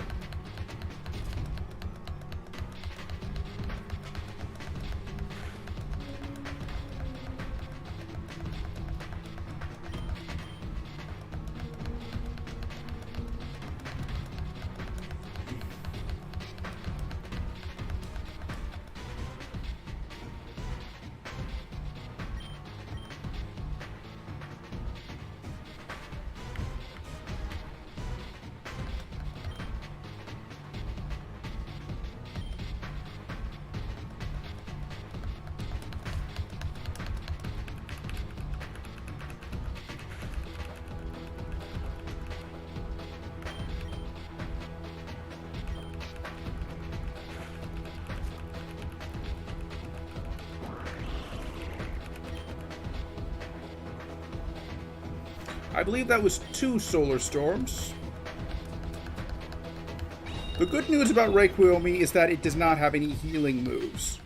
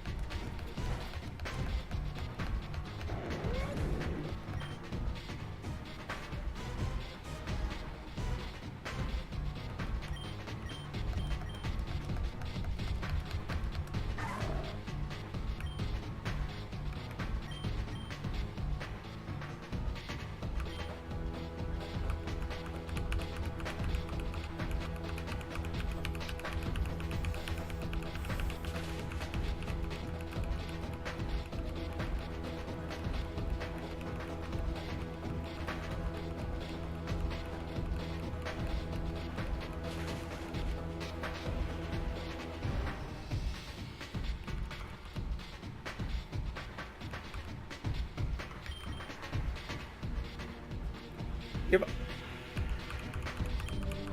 I think I have enough full restores that, as long as I don't get any critical hits, I can just outlast.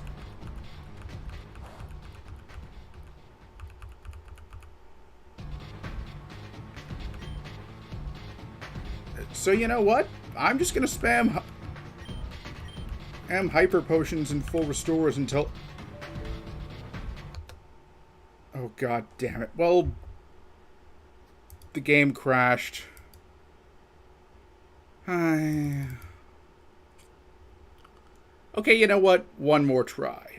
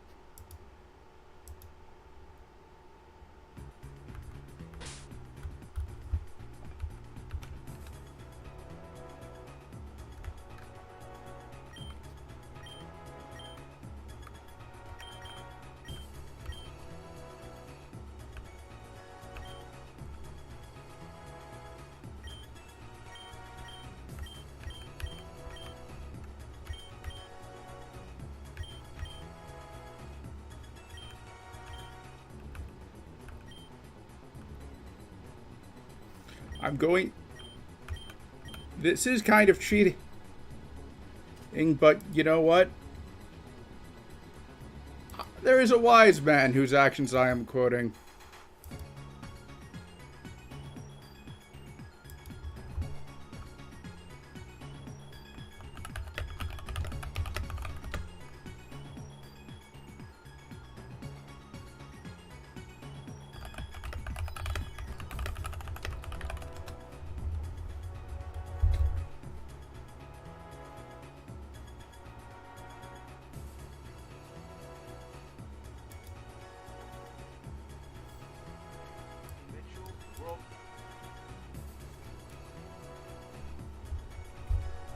Well, as the AVGN would...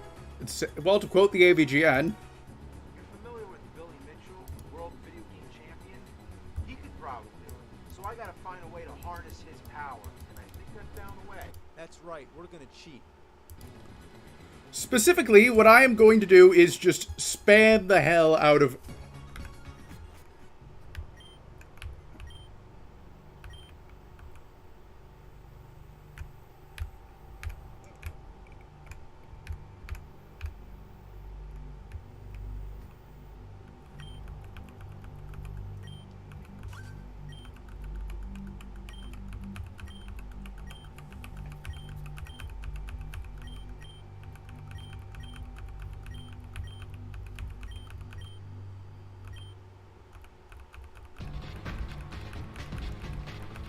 of potions.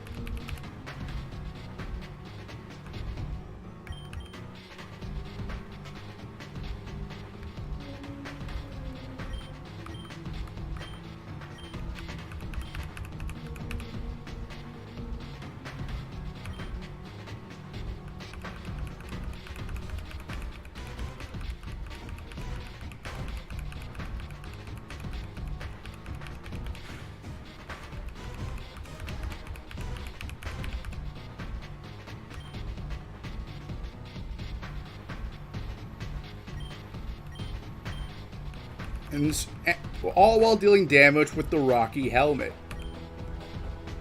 I mean, if I would actually be up for fighting it fair and square if it wasn't for Solar Storm. Like,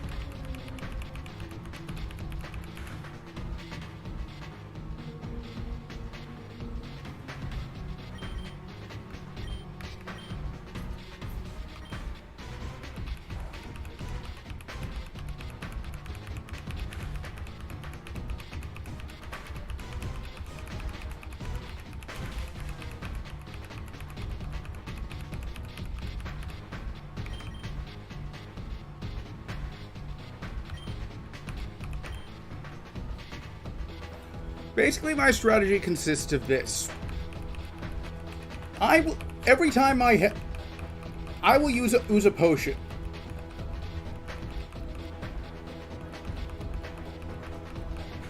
And unless I know for a fact that my opponent is using Outrage next turn, in which case I'll use Sacred Sword. Thanks to Outrage basically forcing you to keep using it until you get confused.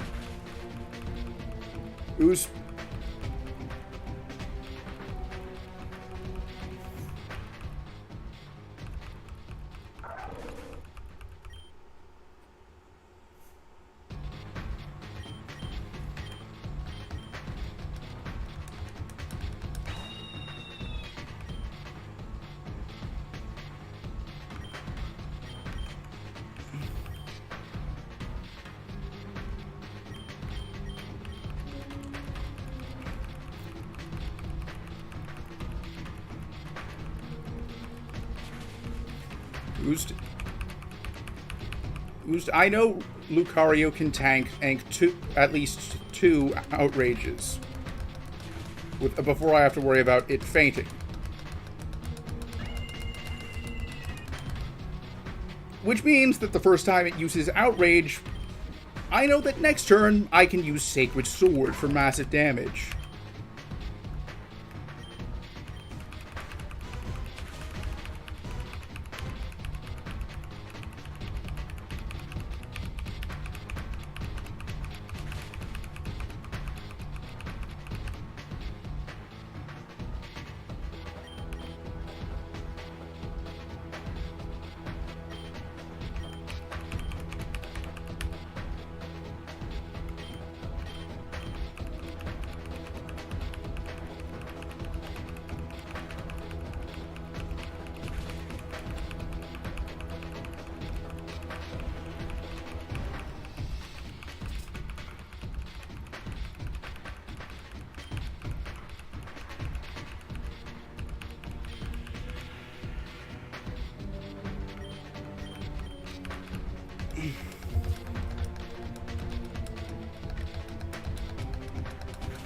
I think that regardless of how this fight ends, I will save the final form for either next Sunday.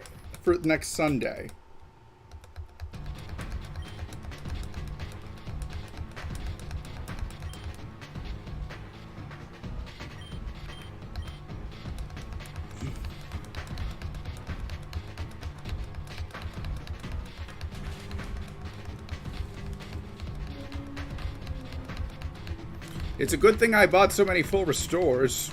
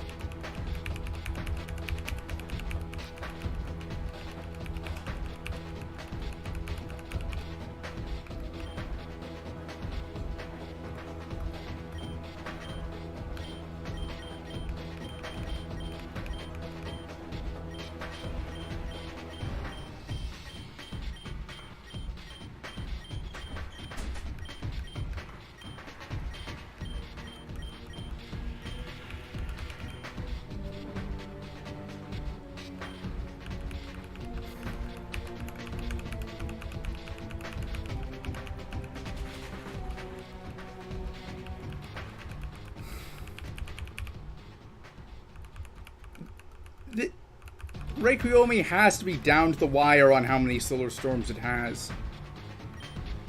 If I ever get someone to edit this, I want them to add a counter.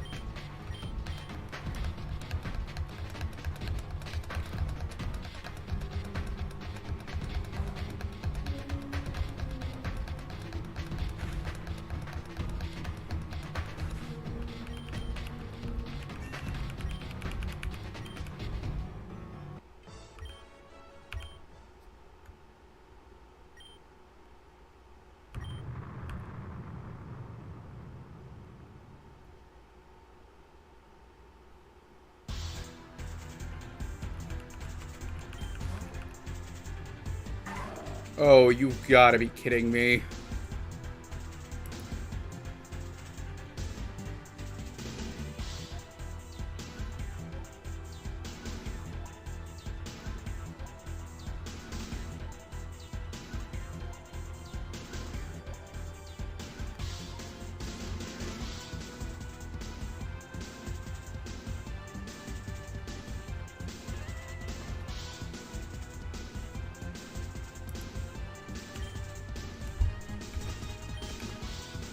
Good news is that is twofold. First of all, my strategy of Rock Helmet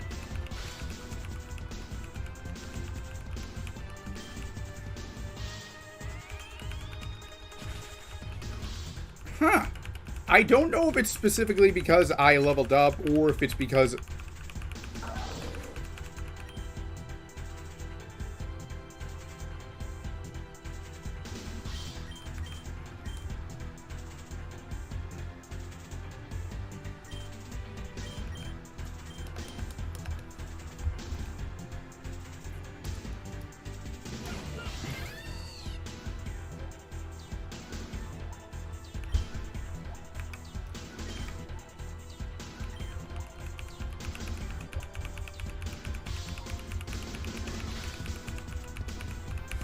aw, that's such a cool attack name. Why can't I have that?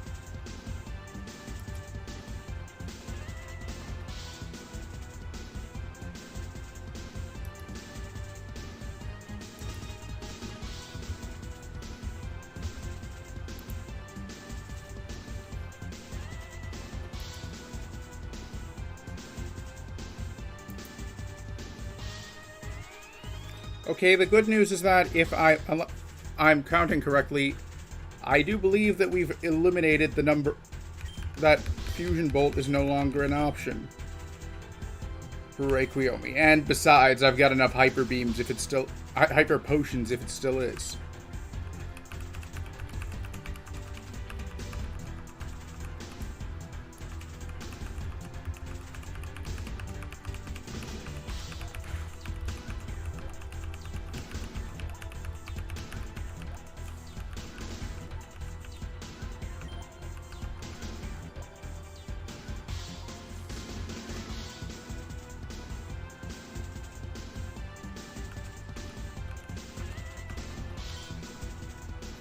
In hindsight, I should have used a different...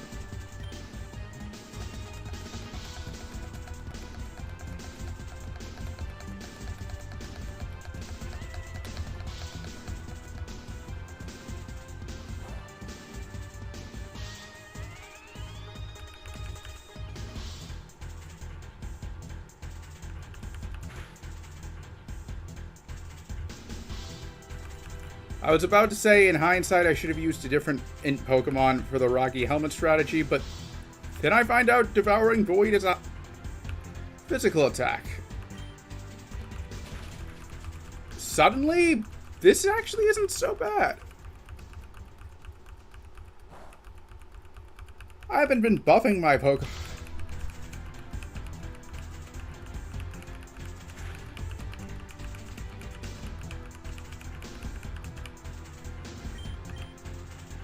Come on, so...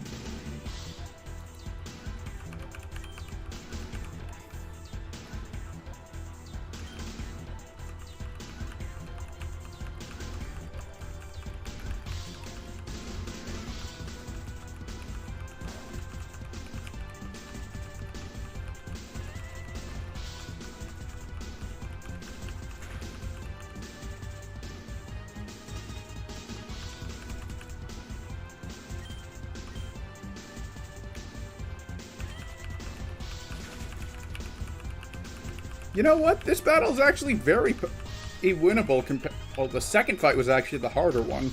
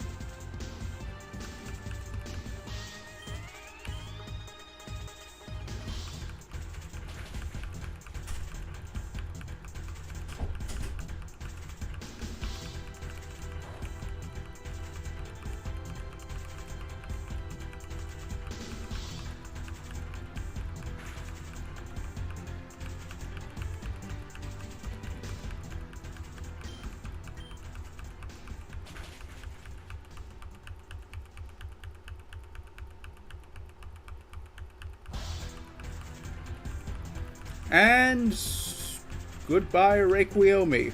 Either after this...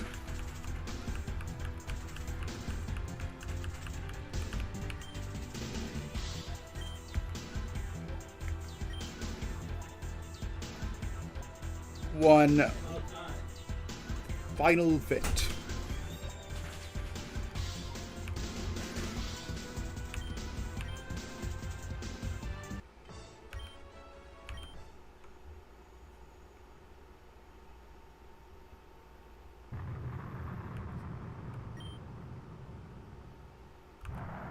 I mean, you will be reaching a void, just not the one you're looking for.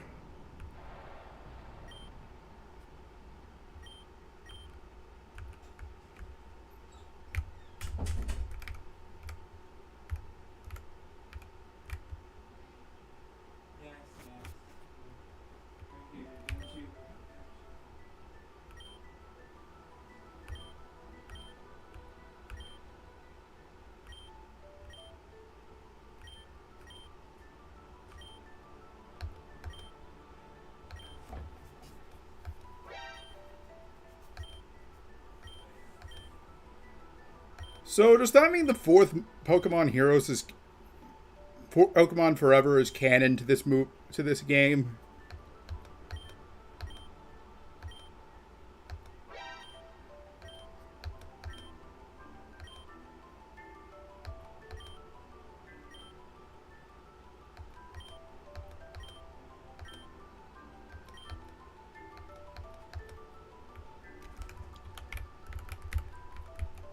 I don't know if this.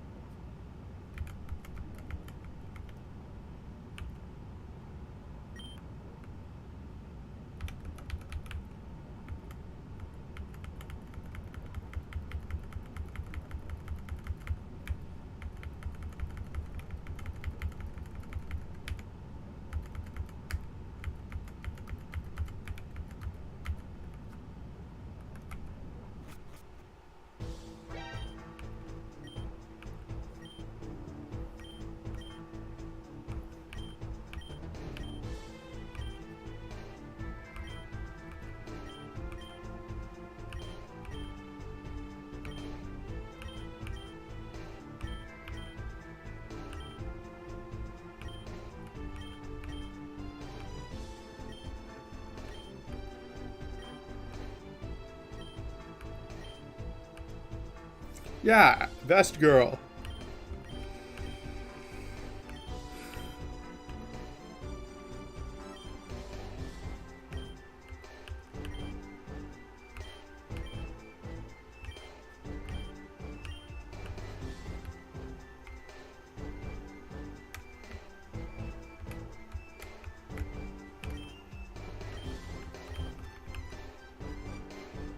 You know what? Before we do go up there, let's see if anyone says anything different.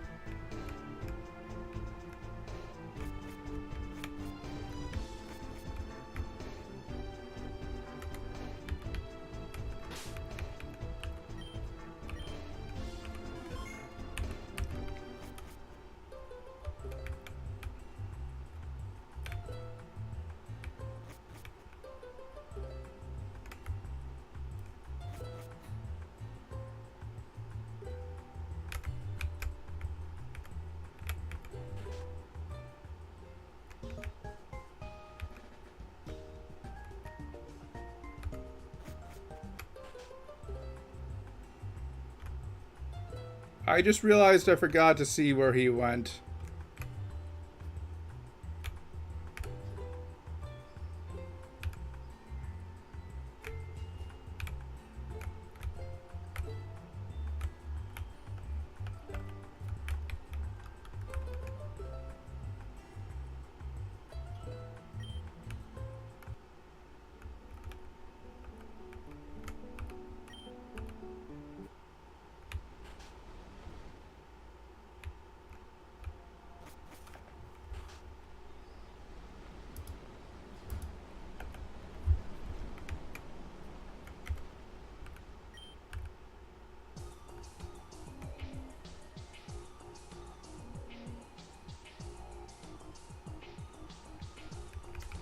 Well, I guess there's nothing really else for me to do. I forgot where I was supposed to go.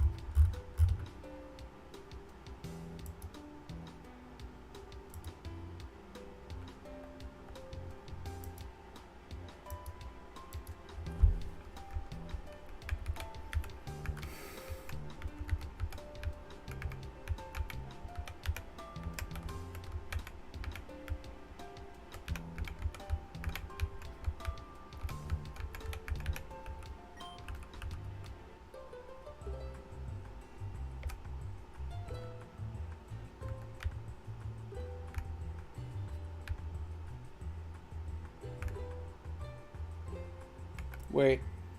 I know what I need to do.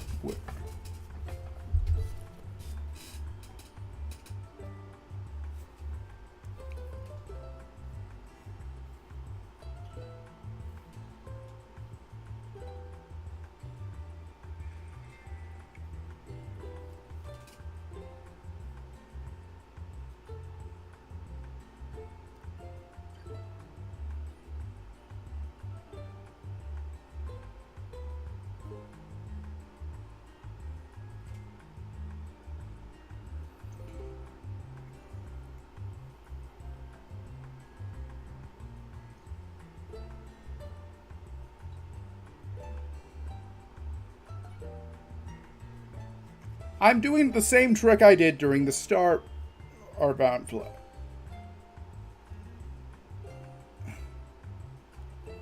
Mission.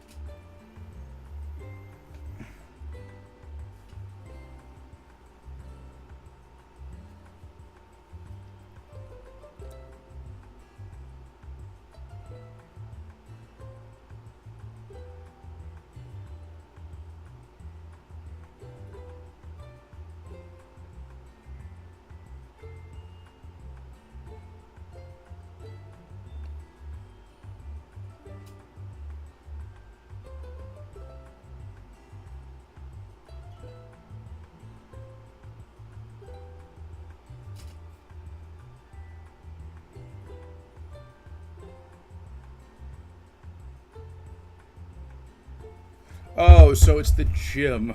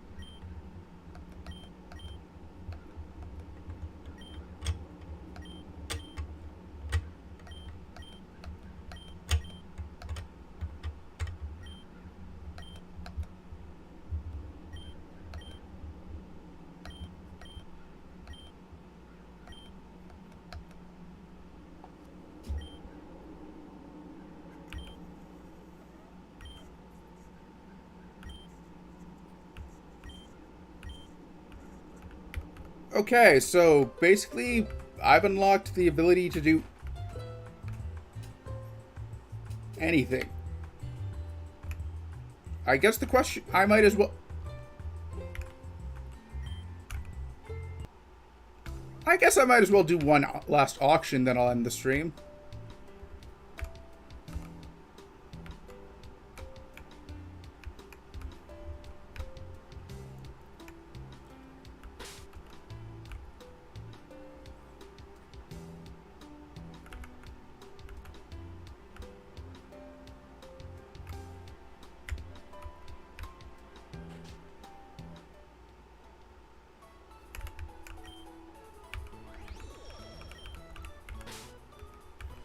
Actually, you know what? I think the real ending of the stream will be getting revenge.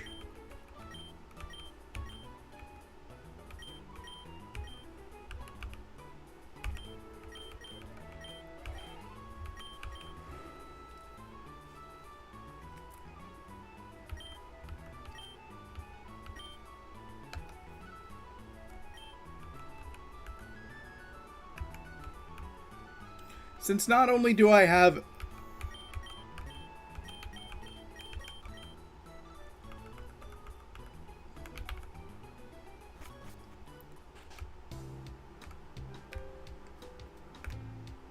level 100s,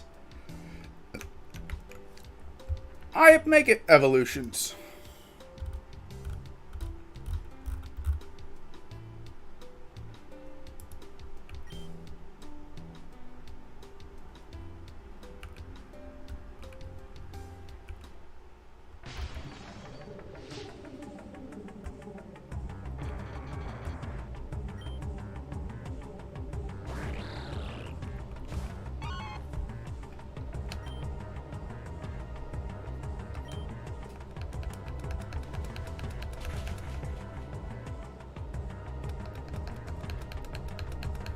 I'll actually find it funny if this is...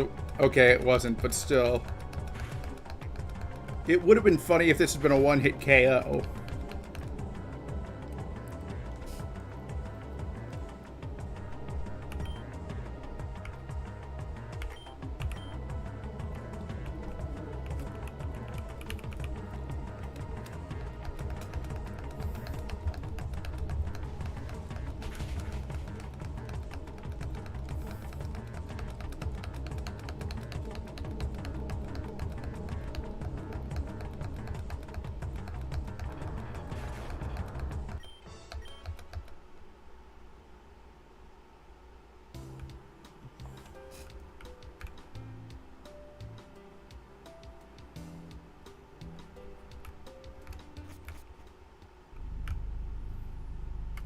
One last auction, then we'll end the stream.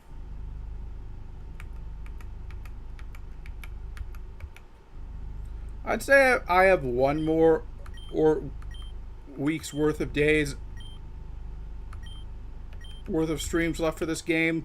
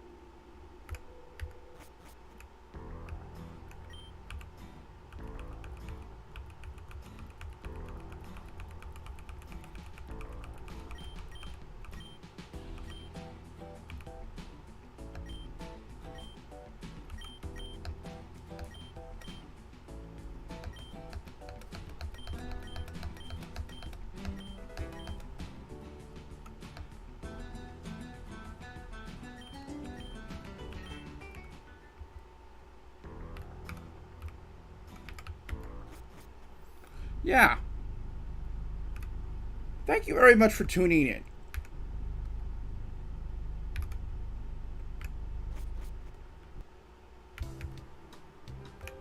We cannot next time I play this game, we'll be headed to the past. But not for the reasons into the AVGN goes there.